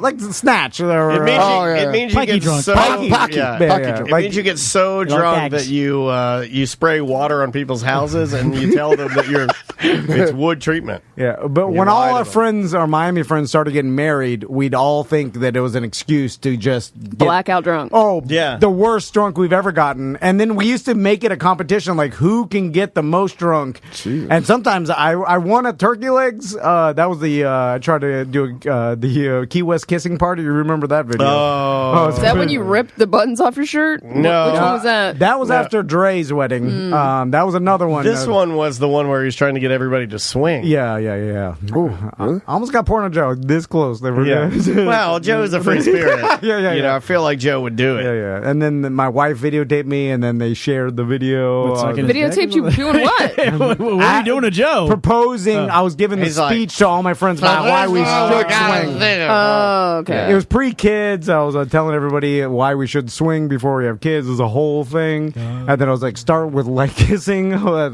my God! I don't even think you know how to kiss. It's very like if you watch I don't remember it's extremely uncomfortable.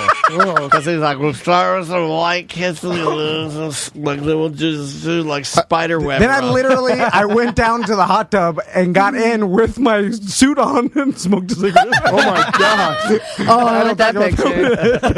There's no pictures of that. I'd hang that over my desk. That's in the called office. Crystal thought I was going to die in the failed businessman. He didn't get in his suit. He didn't get the job, so he spends all day at Dolphin Bar, then walks to a hotel, jumps some fence, and gets to their hot tub, smokes a cigarette. If there was a handgun there, you know what he'd do. I took my Stacey Adams off and put them next to my keys. Fucking bright brown Stacey Adams. Of those pointy, those motherfuckers are. Those shoes are 2.5 feet long. They're like Mexican pointy boots. Take my keys, Stacey Adams. You look like you're going to the fucking. You look like you're going to the players' ball. Old business socks that are see-through. It's so bright white old man business socks. You dress like you're Steve Harvey's chauffeur. All right. How was your wedding? Your first wedding? How many times have you been married? So fucked up. Well, what? It's not fun. I'm curious. I only had How one was your failed wedding? The failed one. Did you do it? It was kind of extravagant. It was at Lou Gardens. in the Rose Garden area where the blooming and stuff like that. Nice. It was actually really nice. Yeah. And hired a sushi roller. It was kind of cool. Tom smoked a. Well, he didn't smoke. He sucked an old guy's dick in a Mustang at Lou Gardens. No, it was a Johnny's. No. He showed up at Lou Gardens. Remember? Oh, well, yeah. That was for the burger bash. I'm here again. I didn't suck his dick. He smoked a joint while he awkwardly sat in his car and listened to his stories because he asked me to come sit in his car. That's the truth. So what? Why have I always said that? Because who would do that? Shelby. Because to me, $180,000 Shelby Mustang. Like him sitting in there awkward. To me, no one would ever sit in a stranger, an old man's car, while he smoked a joint and listen to his quote stories. So he asked me to do it. I was like, "Well, what did you do?" And I was like, "You were in there for like a half an hour." He's like, "I just listened to his stories." I go, "No one would do that." So from now on, I'm going to tell people that you sucked an old man's dick because no one would ever sit in a dumb old man's car. He asked me to. Tom will be that dumb old man in a few years. Oh, yeah. Oh, my God. Making people listen to his stories while he... some laser cat. Listen to my story. I'll tell you how to podcast. He's like, I don't even know what that is. I was like, suck my dick. Might as well. That's what happened. I told you. That's what happened. You gotta take that hoodie home and wash it because your fucking shit feet have been stomping the hell out of it the whole show. That's fine. And your feet are black on the bottom. My question about the wedding is, though, do you ask the same, if you get married more than once, you get married, divorced, do you ask that same person to be your best man again? You can. Really? They cursed the first one, so no. Yeah. But then you risk them saying, well, here we are again, fucking with you. Because my brother, he cried for the first one, stuff like that. Can he, could you ask him again and be like, you could. He'll, you just promised Dan, so. He'll take it less seriously. It's Dan for sure, but. You could ask us. It's like when you prepare. Dog. It's like when you prepare for a hurricane that doesn't hit, you don't prepare for the next one. I would tell my brother, Derek, I want you to be my best man, but I want you to hold Rocky while, you don't say anything, just let make Rocky the best man. Yeah, let's make Rocky the best man. That's a good idea. I always wonder, cute. do you have big, extravagant weddings for your second wedding? We've talked about this before. You should if it's the other person's first. Not unless the bride's parents are paying. Like, I've never gone to 2 big weddings from the same person. I've never been to 2 weddings to the same person. Yeah. But it happens all the time, I assume. 3, 4, 5, 6, 7. But the most people that I get married their second time usually do it like small in private celebration. Go to the courthouse. Like the family thing would be weird. Like I don't have anybody in my family that's gotten married more than once, which I guess is a little more old school. Well, when I was planning my second one, I kept it big, but still half the size of my first one, and only invited immediate family, not my extended family. Oh, for your second one, were you going to get your brother to be the best man again? I had a combo deal of my good friend and my brother. Okay, so I was like, hey, I want you both to be. So for the third time, this would be the third time your brother's asked. My God. So I don't think I did ask him the second time. Oh. No, it's Dan the third time. Yeah. How close did that second one end up? What? This is terrible. No, I don't remember. I remember that we had you on the show. We were talking about it, like, you're going to marry. You've been close to finding love. Then we found out like there was some Facebook vague posting and stuff. And we're like, it didn't go well. We saw some vague posting. And we're like, don't ask him about it. Next thing I know, I see a picture of you in red square with doodoo all over your mouth. It was like 3 months until we got married. That's not bad. Damn, that sucks. That's pretty close. The venue. I was going to say you probably lost a lot of money on that. Oh yeah. Hey, you can use our. We got a venue that we're not using. You can use it. we not offload. Anybody interested in offloading a venue? Yeah. I still have credit for about $4,000 worth of flowers. You want me to? Bring it to our spot. Yeah. I'll DJ. Let's have a wedding. That's kind of what we were planning on doing with the BDM event, which. Do you want to get married to Tracy? Look likely. Oh, damn. No. I mean, she's amazing. I mean, eventually you'll want to say that. I'm not trying to put you on the spot. We can redo mine so Tom can be there. Yeah, all right. You want to be able to. I'm trying to accidentally get her pregnant first. I hope that's a joke. It is a joke. Of course, it's a joke. Because you're getting to the point where you're going to be the real old dad. You just get to the point where whatever you're shooting in there, you know. No, I still got some pretty good. Let's just saying with all my vitamins, with all the pills I take every day, your gene pool has a bunch of shit underwear floating. So the eggs just dig through all the turd panties. You want to go into your son's shower one day? Well, it would be you. And it'd be Max. It'd be Max. Because Max is sneaky. Yeah, I don't feel like Tommy would do it. Or would it be Tommy? And then you look Tommy's over, a rule follower. where the toilet paper is and there's shit smeared on it instead. It might be amazing. But I wouldn't get mad. I'd be like, are you all right? It's like, we need to talk about this. This is like a No, you wouldn't. You'd never bring it up because you hate awkward. No, not with my sons. You would just throw the underwear away and not say a word about it. You would be like, look, your Uncle Seth. I knew it. You say your Uncle Seth has the same problem. Oh my God, he's weirdo. I hide it. And then I'm like, don't talk about day 45. He keeps doing it. Crystal's like, I found all these. Those are mine. They're mine. Why they're so small? I like it tight. Yeah, I'm an enabler. I try to save people. Because you don't. You don't even like saying the word penis in front of your sons, right? Don't you still say pee-pee? Yeah, yeah. And did you go Lily? Did you make brown for Dada? Did you make brown? I use straight up. I'm like, did piss come out of your vagina, brother? And then I said, brother. Brother, yeah. And to Maisie, I'll be like, did piss come out of your vagina, brother? And she's like, yeah, brother. And I'm like, you take a big fucking brown shit, brother. She's like, I did, brother. I'm like, okay, brother. Is that the end of the story? Who's got the biggest thermos? She's like, Daddy. I had one more, but it was a dumb story. It's about a bunch of people in Italy fleeing from a glacier that's melting and that's flooding their places. I'm surprised you didn't talk about the explosion in Lebanon. Because everyone's talking about it. I like talking about it. We haven't ever talked about it yet, surprisingly. Oh, really? Not yet. I just watch a lot of... Did they find out what it was? It's fertilizer. Well, they talked about a Russian ship being was there for many years. Like without them taking it, they kept telling the Russians to take the ship and stuff like that, and they just let it sit there, and it was filled with like ammonium nitrate, all sorts of crazy chemicals and stuff like that, explosives, and from it sitting so long. Was it in a? I think that's was it what in the Russian, building? That's or what my a ship? crazy Russian friend said. Storage unit. Roman. Oh yeah. He came and told me that he's like, that's. We got to get him on the show. He's crazy. For sure, there had to be one employee that had been complaining about all this shit. No, more than one. Oh, yeah. So there's a bunch of employees that have been complaining about this ammonium nitrate or whatever, just like because they were probably like, this shit is like, what if a fire happens? Right. Like, this much ammonium nitrate explodes. Like, it's going to be real. It's right next to the smoking area. It was 2,700 tons of ammonium nitrate that had been sitting in a warehouse since 2014. So 6 years. Oh, it wasn't a ship; it was a warehouse. And it congealed into a gigantic explosive boulder. Oh my god! That's like my shit in the shower congealed into a giant explosive boulder. And then a random fire started, right? And then there was a fire it near was a there. welding issue, right? Okay. I thought they were. So, do you think that the guys that knew and had been complaining about this took off running and was like, "Oh shit! Like, if this blows up, it's going to be." I don't think so. Time. Yeah.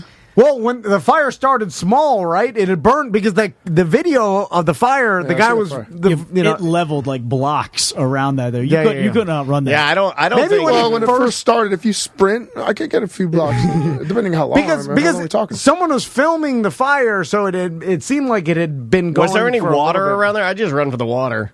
Yeah, but it blew up. Did you see the sharks? A whole part of the bay. The sharks went flying everywhere. It vaporized the water to a point where it was like a 200-foot tall vaporized water, like concussion of the explosion. Like it looked shockwave. Shockwave. Yeah. It was a shockwave of vaporized water. Dude, that thing is nuts. Yeah, they're saying it was fireworks burning at first. And then that's what happened.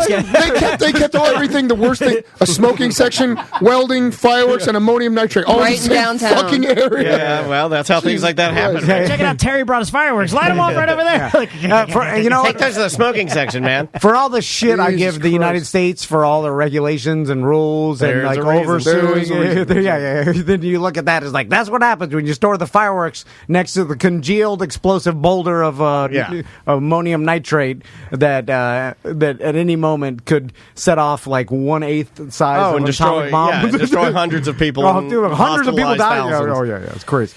The name of this song is Bo Diddley Bridge. It's from Throwing Muses, and this is like really sludgy cool. So enjoy this. We'll be back with more A Mediocre Time with Tom and Dan. 1-844-TOMNDAN show at tomanddan.com for more emails.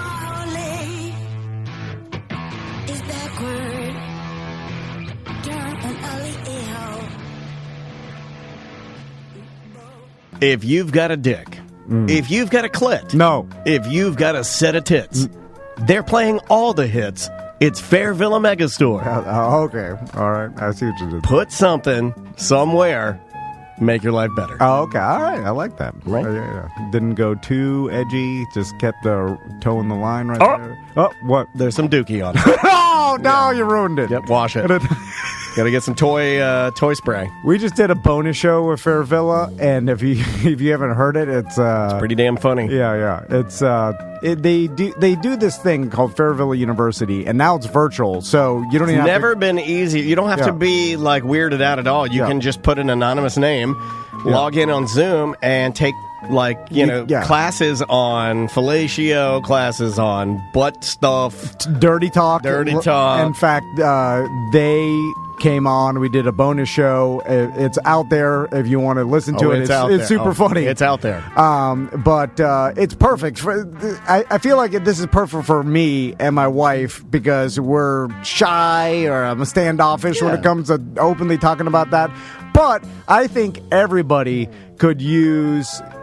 Here's we just had Jana. Remember Jana Banana, Jana Scheffler? We just had her on the show, and she was talking about how sexual wellness it's a big deal. It's part of your health. It's part of your relationship health. It's part of your own your own biology. Your marital health, your mental health. Good for your heart too. Yeah. Exercise. Start pumping around a little bit. Yeah. Move your body for Christ's sake. Also, I think everybody could admit they could get better at everything they do, but when when it comes to like sex or intimacy, we don't want to. Why are you making it weird, right? And we don't want to say like, I need to get better at this. But why not? Like you could say it in every other thing, every other aspect in your life, but not sex. Of course, you need to get better at it. You get better at it. You get more efficient at it. You won't be wasting time. Do your partner a favor. Do yourself a favor. Anyway, and through Fairvilla University and the virtual classes, it's easier than ever. Yeah. You can find out all the information at fairvilla.com. Of course, it coincides with going into one of Fairvilla's stores. They got many locations at OBT. They got a location on the coast, the location on Secret Hideaway in Kissimmee, location over Key there. West. International Drive, Key West. It's all on fairvilla.com. But go in the store, get yourself some toys. Yeah. Also, go to Fairvilla University. It's touchless, too. You can call them, order, pull up, they put it in the trunk, and you drive off. That's how it works. It's super easy. So it's fairvilla.com and Fairvilla University. Check out that bonus show. You'll laugh your ass off.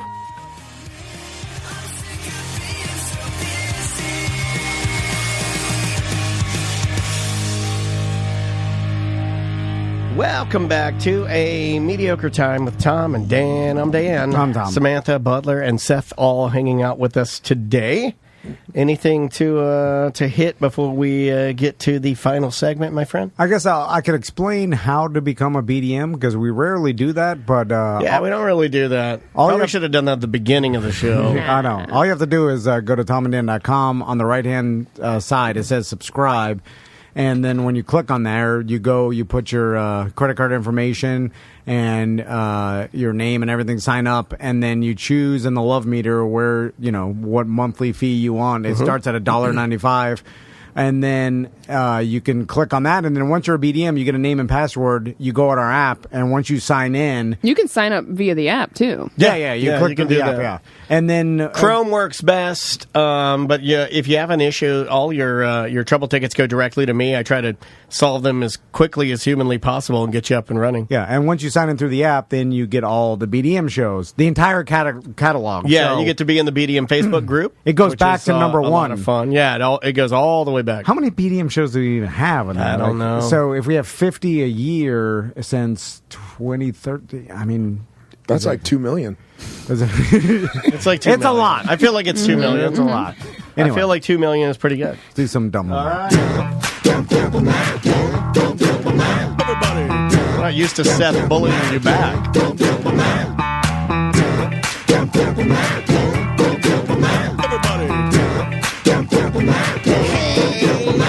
We got too many topics on the list today. It's the end of the motherfucking show. So come on, baby, let's dump them out and play. I want to see your topics. Ooh, I want to also see your bottomics.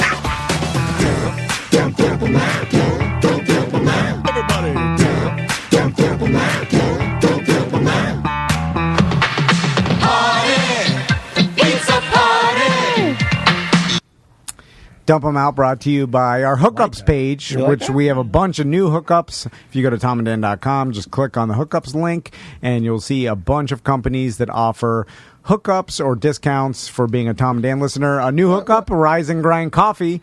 Are they in Longwood, I believe? I believe it's Orange City. Orange City. They're local. That coffee will blow your shoes off. We've been drinking it here at TV Studios, and if you want some small batch local business coffee, Rise and Grind, you can find them on the hookups page. Why is my business not on the hookups page? You can. I just remind you. Text me. You gotta pay. Wait, what's your Cost you business? $50, bro. What do you? Is this Petro Diet or you mean the Jungle? Oh, the Jungle, or Petro, or Doo DoJo. Well, that'll cost you Or Petro's other The investment. Jungle Doo DoJo. Young Doodoo. That's my yo, son, it's me, your favorite rapper, Young Doodoo. Young Doodoo's We're talking Dojo. about karate. There's no laughing. We gotta get serious. Jungle is the MMA and fitness. Junguru. Junguru means jungle in Japanese. Junguru is my karate dojo at the Jungle. Junguru dojo. So Jungle. Petrozelli Investments is my real estate. Junguru Dojo. Jungle in Japanese is Jung Doodoo. No, Junguru. Junguru. Junguru. Welcome to Junguru. We got fun and games, whatever that is in Japanese. All right, let's do Dump Them Out. What are You know what? Hold on. You know what? Oh, you got me. You know what you are? You're in Junguru, baby. I'm serious. I don't like. I guess what is the word? Trigger? Something triggers? What does that mean? It's like it triggers a I don't know what's happening right now. What's happening? Every time I hear "Welcome to the Jungle," it triggers me to be because I've been standing in some back room or like back alley of the goddamn Amway Center waiting to fucking jump some shit or whatever, or waiting to run out on the field for years. It was that. According to Google, Mitsurin is how you say jungle in Japanese. So. Jangudu is the what? It's the, oh my God, Japanese robot. There's different ways of pronunciation of like saying Seth in Japanese. There's no such word as Seth. There's no I'm not even fucking with you guys. I went to click on a link to see because it said that there may be some different translations, and the one you said is listed on this website. Guess what this website is called? And this is not a joke. What? Wordhippo.com. Did you make this website? No. Just so you could say that word? Did you go to wordhippo.com? I'm not even kidding. I like words. I don't like hippos. Word hippo. Oh, doo-doo-doo. Dude, what I learned today is that any word in American, you just put doo-doo on the end of it, and it's Japanese. Well, Sesu that's how you say my name in Japanese. Sesu. This reminds me of the time that the Grizz got the name of his grandma tattooed over his chest. Yeah. And then one day he had his shirt off, and then his brother was there too, my business partner. And then someone was like, "Hey, what's that tattoo?" And he's like, "That's my grandma's name." And then his brother turns and said, "That's not our grandma's name." Was it the first time his brother saw a tattoo? No, he tattooed. What do you have, like Betty? Yeah. And then our grandma's name was Hazel. Like, hey, yeah. And they're like, yeah, but I thought it was Betty. Oh my God. He didn't even know. He didn't even I have 5 Japanese people around me that confirm that's how I do. What does this mean? Young doodoo. Name of his. All right, what do we got first? There we go.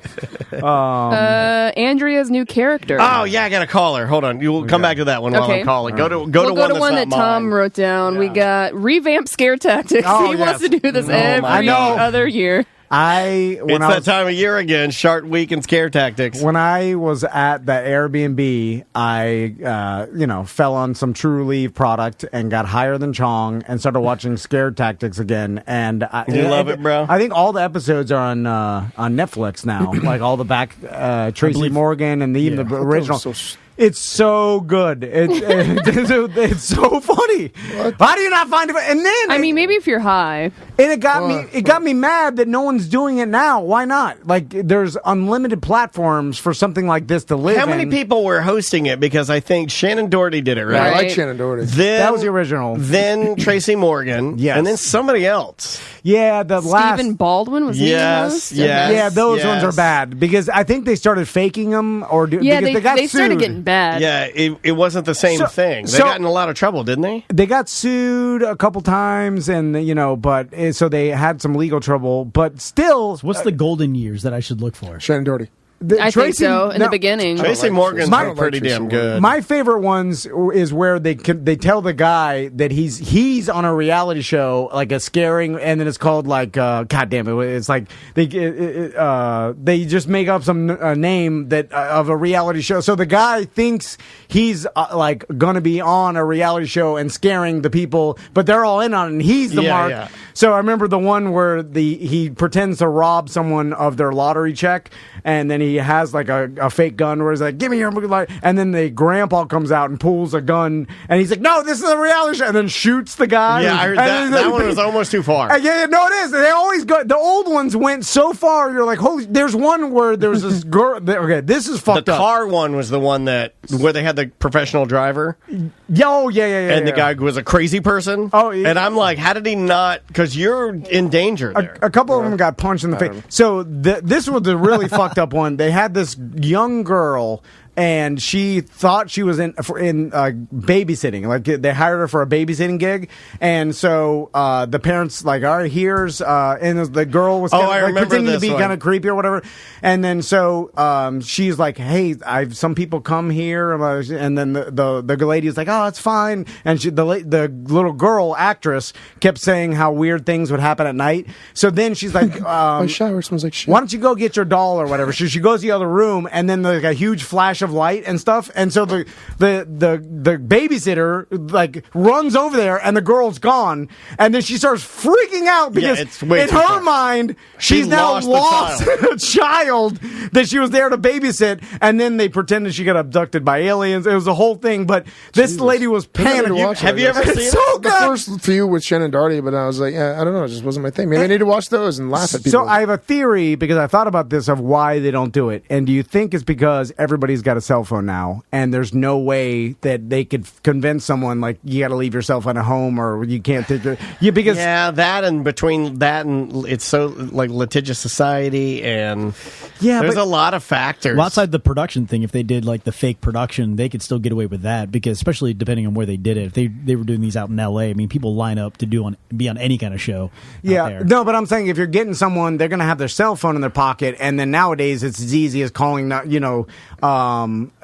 because back then, but not if you're doing like some sort of production, like on a live set. You can't, a lot of times you have to like put your phone somewhere. Yeah, but I just feel like the team of writers, you could revamp Scare Tactics and still. Well, in 2017 they were going to revamp it because Blumhouse actually acquired it. Yeah, they were going to have a new season, but nothing's really come of it. Maybe they tried, but a lot of these shows get shelved because of rando things. Look, Brian Callen and Chris D'Elia were supposed to have a prank show for Netflix that's never see the light of day. Yeah. So we don't know. They might be trying to do it now. I bet you they've already done it, and we just haven't seen it. But like elaborate pranks are always funny to watch. So you'd think that there would be other shows that mimic this. Is it because they're worried about getting sued? Probably. Or are people more distrusting nowadays, so they're less likely to fall for it? But they use, honestly, they would cast the people that they would trick. They would get, it seemed to be, more gullible and maybe dumber people. Between the alien one, the alien abduction babysitter one, and the gay guy with the leprechaun. Or with the rat man. The hitchhiker one was messed up, too. Yeah. I like it when you see in their eyes that they think they're going to be killed. Yeah. It's pure fear. Yeah. It's so good. It's pretty fucked up to laugh at. Well, that's the same way he feels. I mean, why do you think he got so jazzed today when he called Eric on his vacation, spending time with his daughter? Yeah. He loves to just see that he loves to see the fear in their eyes. I just don't know why that something like Scare Tactics doesn't exist. Apparently, nowadays. the Latin American version of Scare Tactics is called Infarto.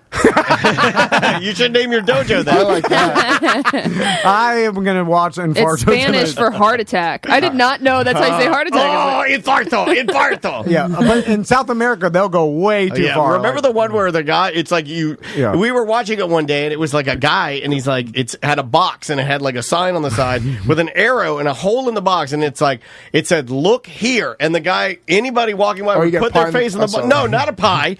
He would just punch the person in the face. Do you remember that? Yeah. And it was just like, gun. I've seen the pie, but I've seen the pie, but they would punch pie, and then it would, I've seen the punch too. And then they could do whatever. Yeah. But look, everybody, it's my wife on the line doing her new character, the pirate. Oh God, no! You blindsided me. Yeah, she started doing this fucking pirate voice in bed. Ooh, and it's so bad. I just named it Worst Beard because it's fucking terrible. I taste my cloud. Yeah, go ahead. Oh my God, babe, give him a taste of Worst Beard. Well, I have to set it up, and then our daughter screams lame at it. Yeah. What was she doing in the bedroom? The premise is a pirate or a ship captain coming into harbor, like in New England, and he goes, there's the harbor. I'm coming into port tonight. There she is. It's a Boston pirate. I see. Okay.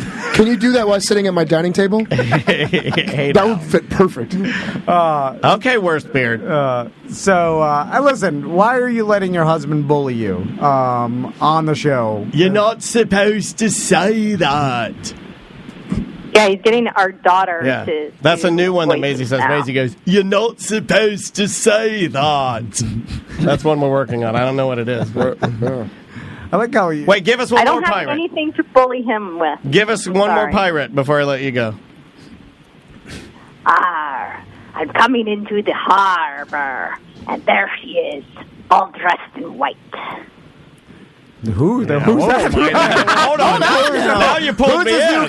Now you pulled me in. All dressed in white. Yeah, I hated the Ghost Bride? The impression is terrible, but the story is stunningly compelling.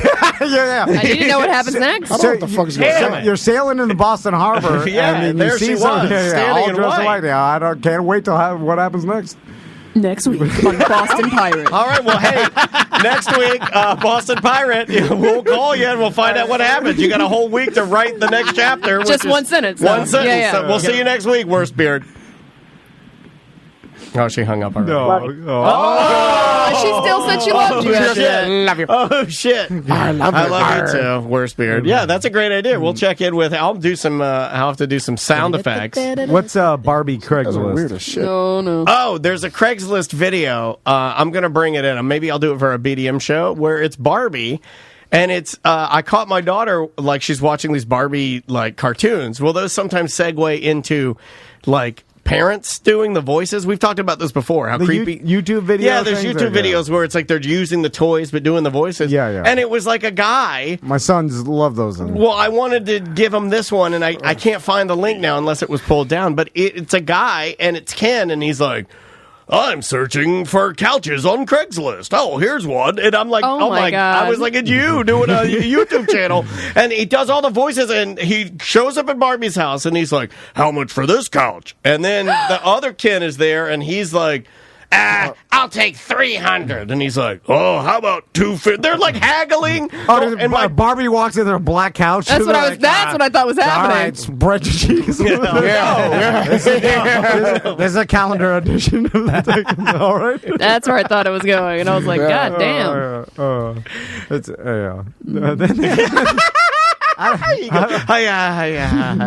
Shutting down. Drink your poison. Come back alive. I know. What about Short Dick Man? That's on the list. I want to know the origin of that song. I never heard. What's the song? Know. Yeah. You don't know the song? Short. Oh, he's a short, itsy bitsy tiny weenie. Yellow polka dot bikini. That's a different song. Short something. Short Dick Man. It's Short Tort. Dick. I thought it was Short Tort Man. That's an old song. That's like 80s, right? I don't know. It's early 90s. I have no idea. Is this? I gotta make sure. 94. This is 1994. I thought it was older than that. Yes, great. Daniel's breaking out the 94 hits. It's a good song. Yeah. You don't remember the song? Why didn't she just call it like Little Dick Man? Like Short Dick Man. Because Short Dick sounds better. Oh, this is like where's the original one? There's a bunch of different club mixes. I don't want a club mix of Short Dick Man. You gotta put original. What's original Short Dick Man? Who did the original Short Dick 20 Man? Fingers. 20 Fingers? Yeah. What is this? Radio mix? There it is. Featuring rapper Gillette. Sounds exactly the same. Okay. Don't want no short man. See, short. Short man. Oh, I mean, it is Short Tort. Ha! Don't want no short man. It's like a short. It's supposed to be Short Dick Man. Oh, because it's a radio. It's a radio edit. Get the radio out of here. Tort is Japanese for dick. That's a hippo word. Hippo. Look at the hippo dictionary. There we go. There it is. That fucking thing. Oh. You need some fucking tweezers to put that little thing away. I think they used to play this at Hot Wheels in Miami. A bunch of kids rolling. Now there is a video. The old Cuban DJ had no boundaries. Look up a video of 20 Fingers. She performs this with whatever the rapper's name is. Gillette. And Gillette performs this at like a kid show like Zusha in Spain. And they're like, and all these kids are like, yeah. Smallest dick I have ever seen. in my whole life. Get the fuck out of here. Eeny, weeny, teeny, weeny, shriveled little short dick man. Don't want. Eeny, weeny. This is a great walkout song. This is fucking music. I found the video that you're talking about, and she is wearing a Mickey Mouse jersey dress in front of a bunch of teens. Yeah, it's a bunch of kids. It's just Yeah, there's like a Send me the toddler. link. Send me the link. There's a toddler in the audience. The toddler's like, yeah. She's wearing a Mickey Mouse dress and she's singing, I don't want a short dick man, and a bunch of kids. It's like a hockey jersey dress. You've never seen She's this wearing video? a Mickey Mouse hockey jersey dress. I just emailed Whatever. you. Who's she to judge anyway? What are the people? Hold on, but what are the people doing in the audience? They're dancing and singing along. Are their parents raising the roof? It looks like all kids. Is it from YouTube? Yeah. I look at 94. They're like, that's fine. What do I type in to find it? Oh, here, I got it. If I do another grappling match, I'll walk out to that song. That sounds it'd be cool. Is it? I could do a lot of things with that. Dad competitions. Is it that things were this bad back then, right, or are here. What do we you more mean? sensitive? No, I'm saying like No, that's a valid question. 'Cause were back then? Was this fine? Yeah, it was on the radio. This is on the radio, dude. Like, was it fine if your kids are dancing it? I don't Here, want to short watch. dick Look, man. look, Your look, dad's look. smoking a fucking Here you go. Winston. Here she is. Look, there's like a. Was this Mickey Mouse Club or some shit? Where's Gillette? This is in Brazil, so I don't know. Oh, that's why they're crazy. Oh, she's really saying it. Yeah, there's little kids in the audience. Yeah, girl, get it. Dude, that's a 5-year-old back there. Oh my God! They're like a child at the front. They're like little kids. Yeah. Hold on. Yeah, she got her. No, the DJ's cutting it up too. The dancers are doing the air booth. and there's a goddamn a row of 5-year-olds. Holy shit! It's a whole stadium of children.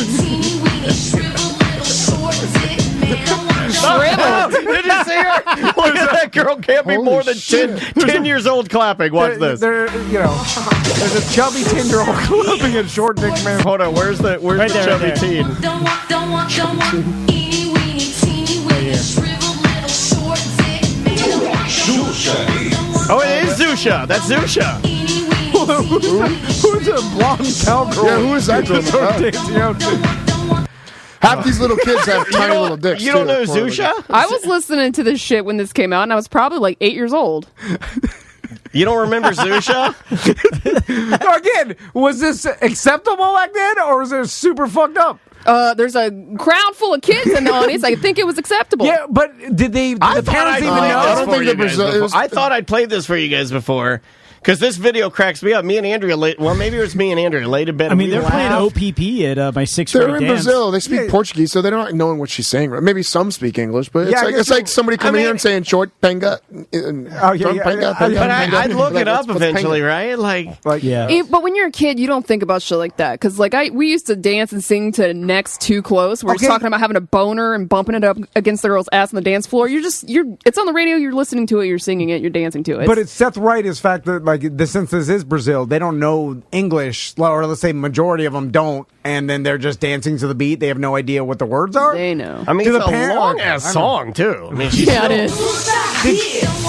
Did old Gillette ever question, like, hey, should I be singing the song to a bunch of kids? They're just trying to get that coin. Look, if they're going to pay for them to perform, that's on the parents for allowing their kids to go to this.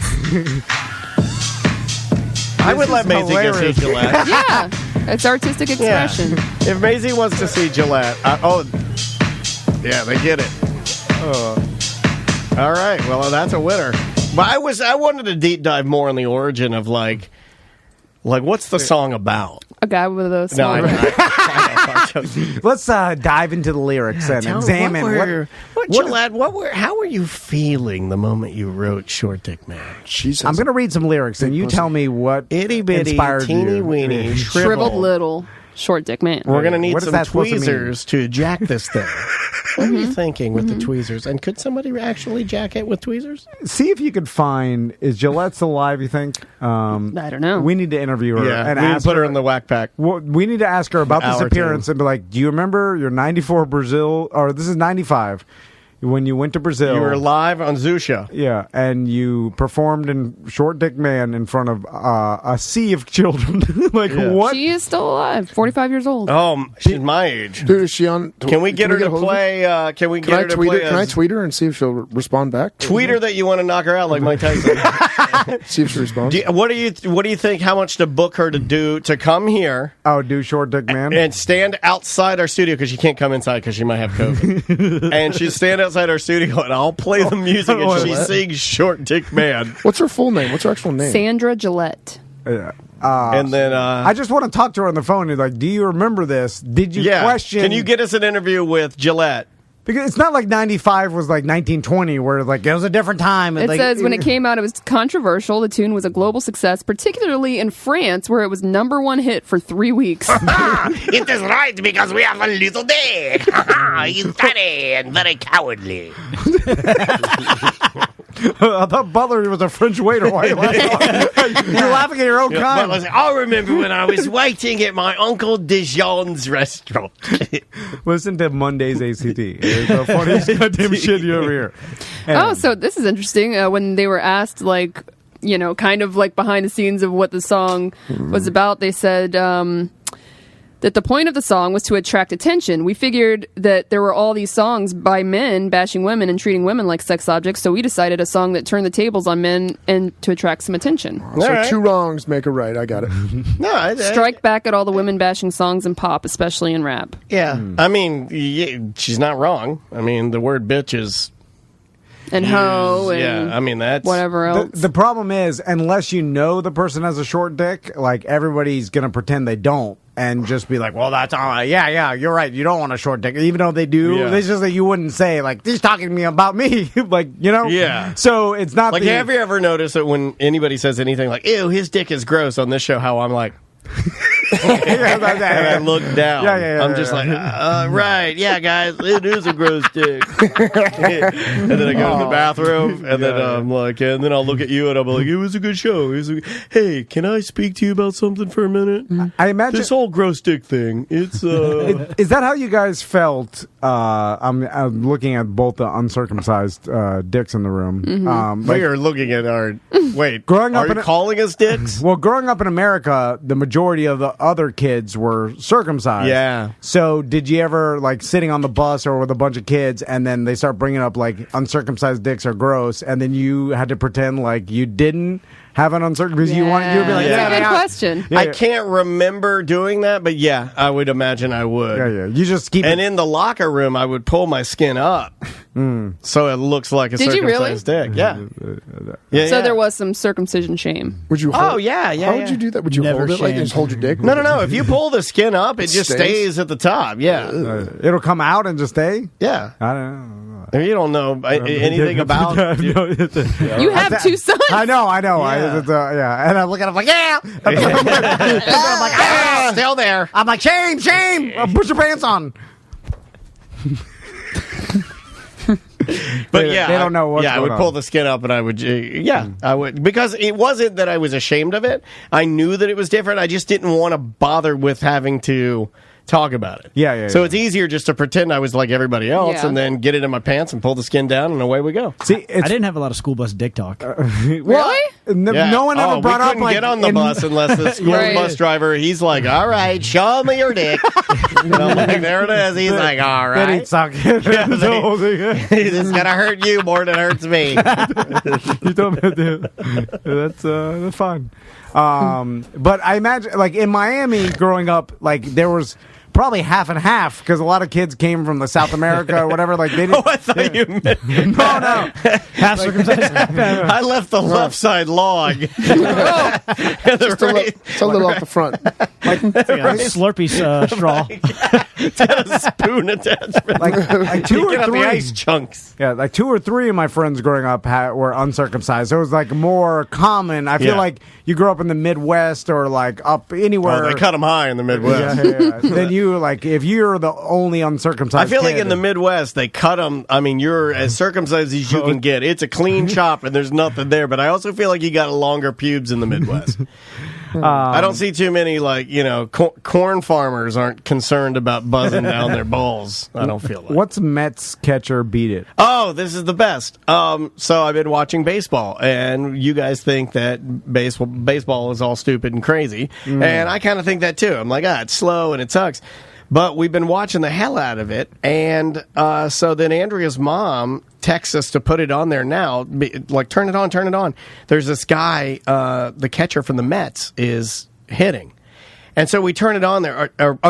Maybe it was Toronto. Sorry, Toronto. Okay. So this is what she says. Braves are playing Toronto Blue Jays. It was in the news today that the Blue Jays catcher got caught in a Dollar Tree parking lot masturbating.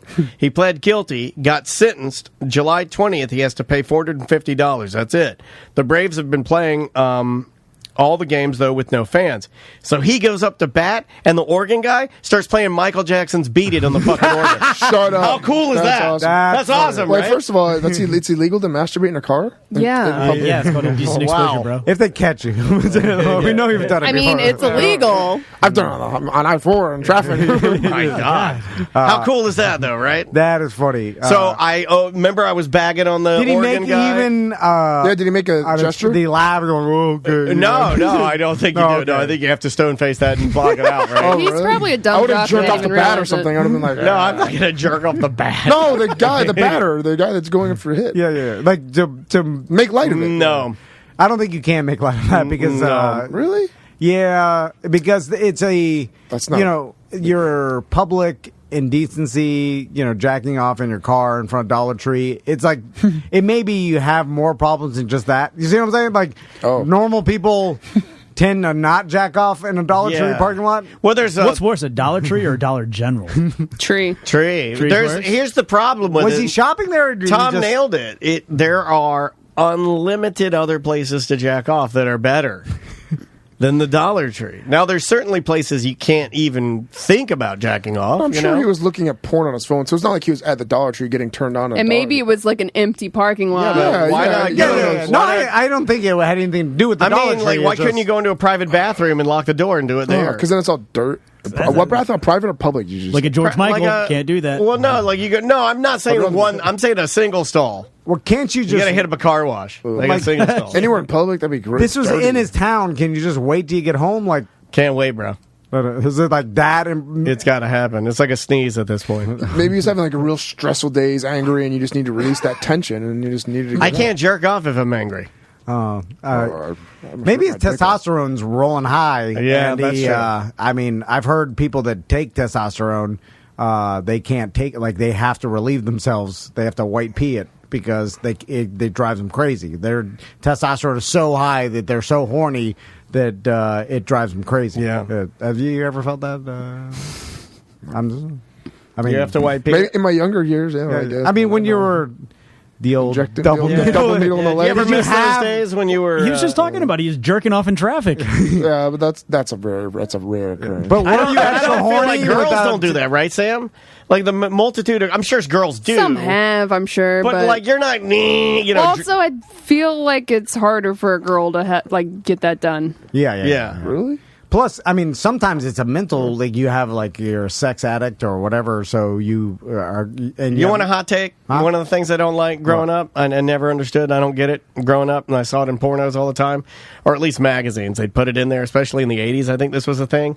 Like a Porsche or Lamborghini or Ferrari and the girl sitting on the gear shift. I don't like that. I don't want you sitting on my gear shift. I don't want my gear shift in your vagina. I think that's disgusting. You don't like it because of the car. Yeah, it's a nice-ass car. And it's also dirty, and my hands are dirty, and I don't always wash my hands when I get in my car. They didn't have Lysol wipes back then. Yeah, they must that's disgusting, right? I think we can all agree that the gear shift in the pussy is gross. The ass would be better. That's a guy. No, that's even worse. I'm joking. That's a guy directing a girl to do that because that's what he thinks other guys want. Even though they don't. I don't think women ever want that. Well, I'm sure, like Sam said, there's going to be at least one. Sure, there's exceptions. But I think the vast majority, they don't want the big Jim candy cane in there. No. Sometimes they don't want anything in there. That's sad. The rest of them, I think we did. Flashlight guy. Yeah, we already did that one. Mighty Trains. Have you guys watched that show? No. That's just, I threw that on there just for fun. That's homework for everybody, including the listeners. There's a show. I think it's on A&E called Mighty Trains, and they just go through the most extravagant, crazy-ass trains. Like some of these trains are like one person. You rent the train. It's like $1 million to rent the train, and only one person. And you just ride. And where do you go? Like through the Himalayas, through India, like Snowpiercer. in Dubai, all around the world, Poland. Okay, well, it's just crazy. They got these crazy ass and super expensive mega trains. And you can rent them for your own use? Yeah, but it's too expensive for anybody other than like sultans. So they have like a whole cart, or they have the entire like They line could of have trains? like an entire line of trains. You get an engineer to drive it. Oh, yeah. Okay. You don't rent it like I thought it was like, here's this it's like going to a resort. It's like going to a resort. Okay, yeah. It's like you show up and you get on the train, and then the train, it's like a cruise ship. Oh, and it goes to different party places? train. Yeah. That would be fun. I had a buddy who was the announcer on an Alaska. So this show, I'm telling you right now, this is your homework. Because I know that sometimes I come to you guys some really lame shit to watch, because I know I'm QVC and I know not everybody wants to watch that. But getting high and watching Mighty Trains is really awesome, because I do with Seth. I dream that I'm like, oh, and then I go to India, and one of them was like this Indian themed one, and they stopped at this one place, and you got out, and then there was like this palace and these elephants, and you're eating this crazy cuisine. Nice. It just looks phenomenal. So anyway, Mighty Trains. I went on a train ride in Alaska that actually went into Canada. It was like one of the excursions of the cruise that we did. And it was cool, like, because the train was like an old school steam train, and literally the tracks were novelty on the side of a cliff. Like, you look down, there's like an old mine, and then there's like waterfall. Freak you out? No, like it was going slow, and then you go through a tunnel. It was like stereotypical train on the side of a mountain through the tunnel, like over bridges. Then it went to Alaska and then backed up, like whatever. Like, but it was cool. You're like, holy shit! And you're like, you stick your head out the window, and Pop Up was there. Well, they go through this particular. Why was he mad? He didn't like it. So the arms crossed. He didn't like it. They do a lot of they tell you a lot about the topography and how they cut through the mountain, and how because a lot of these are in different places of the world, and it was extremely hard and impoverished there, and the amount of people that it took to like dig the train tunnel. I don't know. If you like that kind of stuff, it's a good show. That's cool. Slaves. Yeah, pretty much. Manual labor. That's bad. All right. That's bad. So let's talk about Seth's gym, the jungle. Oh yeah. Which one? The doodoo or? These kids are going crazy. Although I see it in their eyes. I see it in their eyes. They don't know what's going on, though. It looks like they have no idea what she's saying. Though. Yeah, they're just clapping. Yeah. They may not a pop song on the radio. Yeah. They don't know what's happening. So yes, we'll buy Jim. JungleOrlando.com. Lots of BDM specials. Lots of them always coming in, trying out the classes, signing up, and stuff like that. We're extremely busy right now, which is awesome. We're actually having signups for classes, and we're getting full. So unfortunately, we have to the classes fill up fast. So. I want to bring my boys down to toughen them up, but I feel like it's too tough for them because... no, what do you mean it's too tough for them? No, you got to put them in there. They went to a playground the other day, and they lasted 5 minutes. Like, it's too hot. How about when I start teaching kids karate, which will be in 4 or 5 months? Because I don't sit in Daddy's truck and listen to Short Dick Man. Because I got some...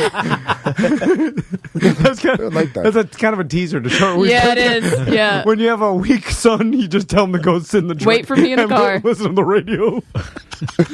Don't talk about it. That shit. Samantha, maybe I'm sorry. They're happy to do it. You're going to be here, and you're going to hear what we're talking, right? Because you're the judge. You're the main judge. Oh, I have a feeling he'll love this one. Did your dad ever make you go sit in the car and listen to the radio? I have tears in my eyes now. Were you a chubby kid or no? Yeah, oh yeah. You're gonna love. For 2 years. Man, Monday! I've never been more excited. Shark Week. So, and then your diet is seeds.com or whatever. What did you say, you asshole? One of these days, Seth is gonna He's gonna give me the toe. If you kick me with that toe, you'll kill me. No, if you see. Literally every day I get an email or message from somebody that's bought my diet saying how much weight they lost, and it's crazy. I'm like, oh, really? No way, really? Shit, it works. Yeah. No, I knew it works, but 4 or 5 pounds a week people are losing on average. That's what people are losing on my diet. So if you want info on that, you can follow me at Silverback Seth on my Instagram. And then you can just shoot me a direct message. I'll get you all the info. And also, if you want information on the gym too or my karate, you can also shoot me a message on Instagram at Silverback Seth. It's the Short Dick Man Diet.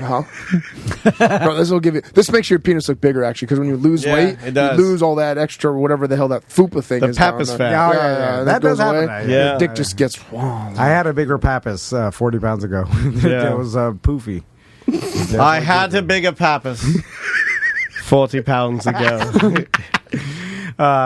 Butler, you got anything here? Yeah. We have the grand opening of Sunshine State Threads this Saturday, which is right next to the West End. We have a Tom and Dan exclusive shirt over there. Yes, we also have tons of other clothes over there. I'm wearing one for the Sanford Zoo. They have $25. $5 goes towards the zoo and botanical gardens. They have the Sunshine State Thread shirt. He's given a free shirt to the first 100 people. So if you want to go there, get a free shirt, then get the 2 for $30 Tom and Dan Love Sanford shirt. It's great. It's a good shirt. You could see it on our social media, but start queuing up at 10 a.m. And then go grab a beer at West End and support those. Paul and everybody at West End, Celery City, and now Sunshine State Threads, and everybody in Sanford's always awesome. They've always supported us. I love everybody down there. Yeah, but we're trying to help them out as much as we can. Like we said at the beginning of the show, we get to work with Hollabox now. Willow Tree is phenomenal, and I can't wait to. Man, I want beer and sausages.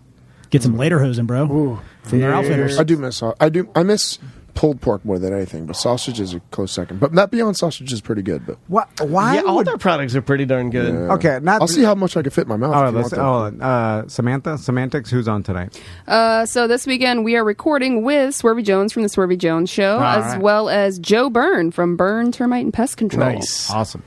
Not to get political at all, but why would Buddy Dyer make an announcement saying that no bars until the I don't know. That's a until weird a vaccine.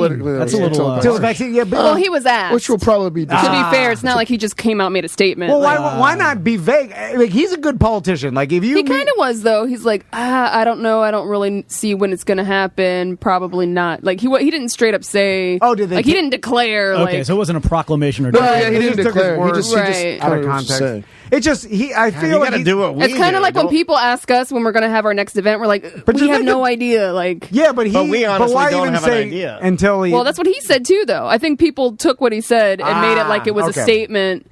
If you actually, but he did say it, but he didn't say it as a statement, as a fact. Right. It wasn't like a fact. He kind of just like, I don't know, I can't really see it happening until... It was off the cuff and it wasn't an official statement. So that makes way more sense, because when I saw... But it's still shitty. But it's still True, but it was misrepresented on social media to me and to everybody, because it's like, everybody says, no, bars will be closed until vaccine's out. And then those are headlines that people will share, though. I know, and it had it in quotes, and I was like, that seems odd he'd say that. That don't sound like Buddy Dyer to me, because Buddy Dyer's smarter than that as far as being a politician. Like, it probably didn't matter what anybody was going to say. I mean, we're angry and people want a villain, right? And nothing will be good enough, and because nothing will be good enough. I mean, we're in a bad spot right now. So the whole situation's shitty with the bars anyway, because we all know that there's just as much shit going on at restaurants. Corona Joe's is open. Right. Corona Joe's is open. Dave and Buster's is open. All the theme parks are open. I told you to stop talking about Corona Joe's. Once Corona Joe's open, I was like, wait a minute, government. You can't well, we didn't shut know down the that. bar. Samantha looked it up, and Samantha, I guess we're just going to have to stick with calling it that. And Samantha looked it up, and I'm like, oh my God, they're open? And oh, wowie woo. Yeah. The only thing that I can say, I'm playing devil's advocate here, because I want bars to open as much as everyone else. As long as they do it safely, obviously. Right. As long as they do it safely, but I think what they're thinking is the only place different from what all you guys are mentioning, all these other businesses, is that when you drink, you're not doing anything else but drinking, and then inhibitions get lower. Then you start forgetting about the safety things. But that I could go to Applebee's, Monkey Joe's, you're playing in the ball pit. Which I understand. Sit up at the bar and get blitz drunk and do the same shit. Well, you have to order food. No, you don't. You don't. They just have to sell food. You don't have to order I thought it. you said you had to order. I thought the rule was you had to order it. No, that's why no one knows. They just have to have it on site, and Ross would have never said that. I heard he's got the goods. Yeah, you got correct information. You can't do accents. And then this weekend, I like it so much better. I will be recording with Ken Kardatsky from Full Frontal Nerdity. Oh, and yeah. Dan's going to be on Fort Airwalk podcast. Yeah, I'm on Fort. Not Fart. Fart Airwalks. I'm on the Fart Airwalks podcast, and I'm excited about that. I will be talking about the movie Jaws, so I have to actually watch a movie. You haven't seen You Jaws? don't remember No, Jaws? I have. I'm just gonna freshen up. No, I actually watched it last year. But really? I'm trying to find when to watch it, and I'll leave you with this. I'm trying to convince Andrea to let me watch it with Maisie. Pudge let his son watch Jaws, and but he she may never want to go to the beach. That's what I'm worried about. I don't know if I'll do that. Yeah, I don't think I'm going to. Yeah, she loves the beach right now, and I don't want to turn that around. I don't want to ruin that because I love going to the beach. They should make a Jaws prequel with a Quint story about the USS Arizona. That'd be what? Remember, he was floating in the water, and the sharks were No one remembers that unless you're a fucking nerd. He's telling the story. They're singing the song. Tom's a nerd with me. Yeah, Tom likes that movie. Anything else? Probably. Oh, yes. For sure. No, for sure, but bye-bye. Yeah. Stay safe out there. Oh, wait a minute. I can't publish that. It's mediocre. And now it's time for the Tom and Dan end of the show footnotes. Today you heard music from Talk with Your Hands. This is beautiful music from a BDM member and listener. See, we have such awesomely talented folks that listen to this program.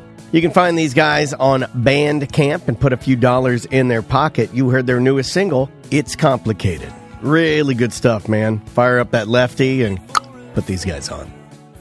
After that was more new music from The Slackers. Now, I love how old school this track is. Like, I almost thought it was Elvis Costello for a second. It's another new single from these guys, and you heard Nobody's Listening. And yeah, this is my pick of the week.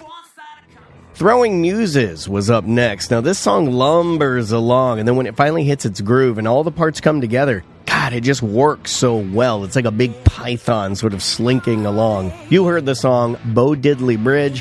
What an amazingly unique offering.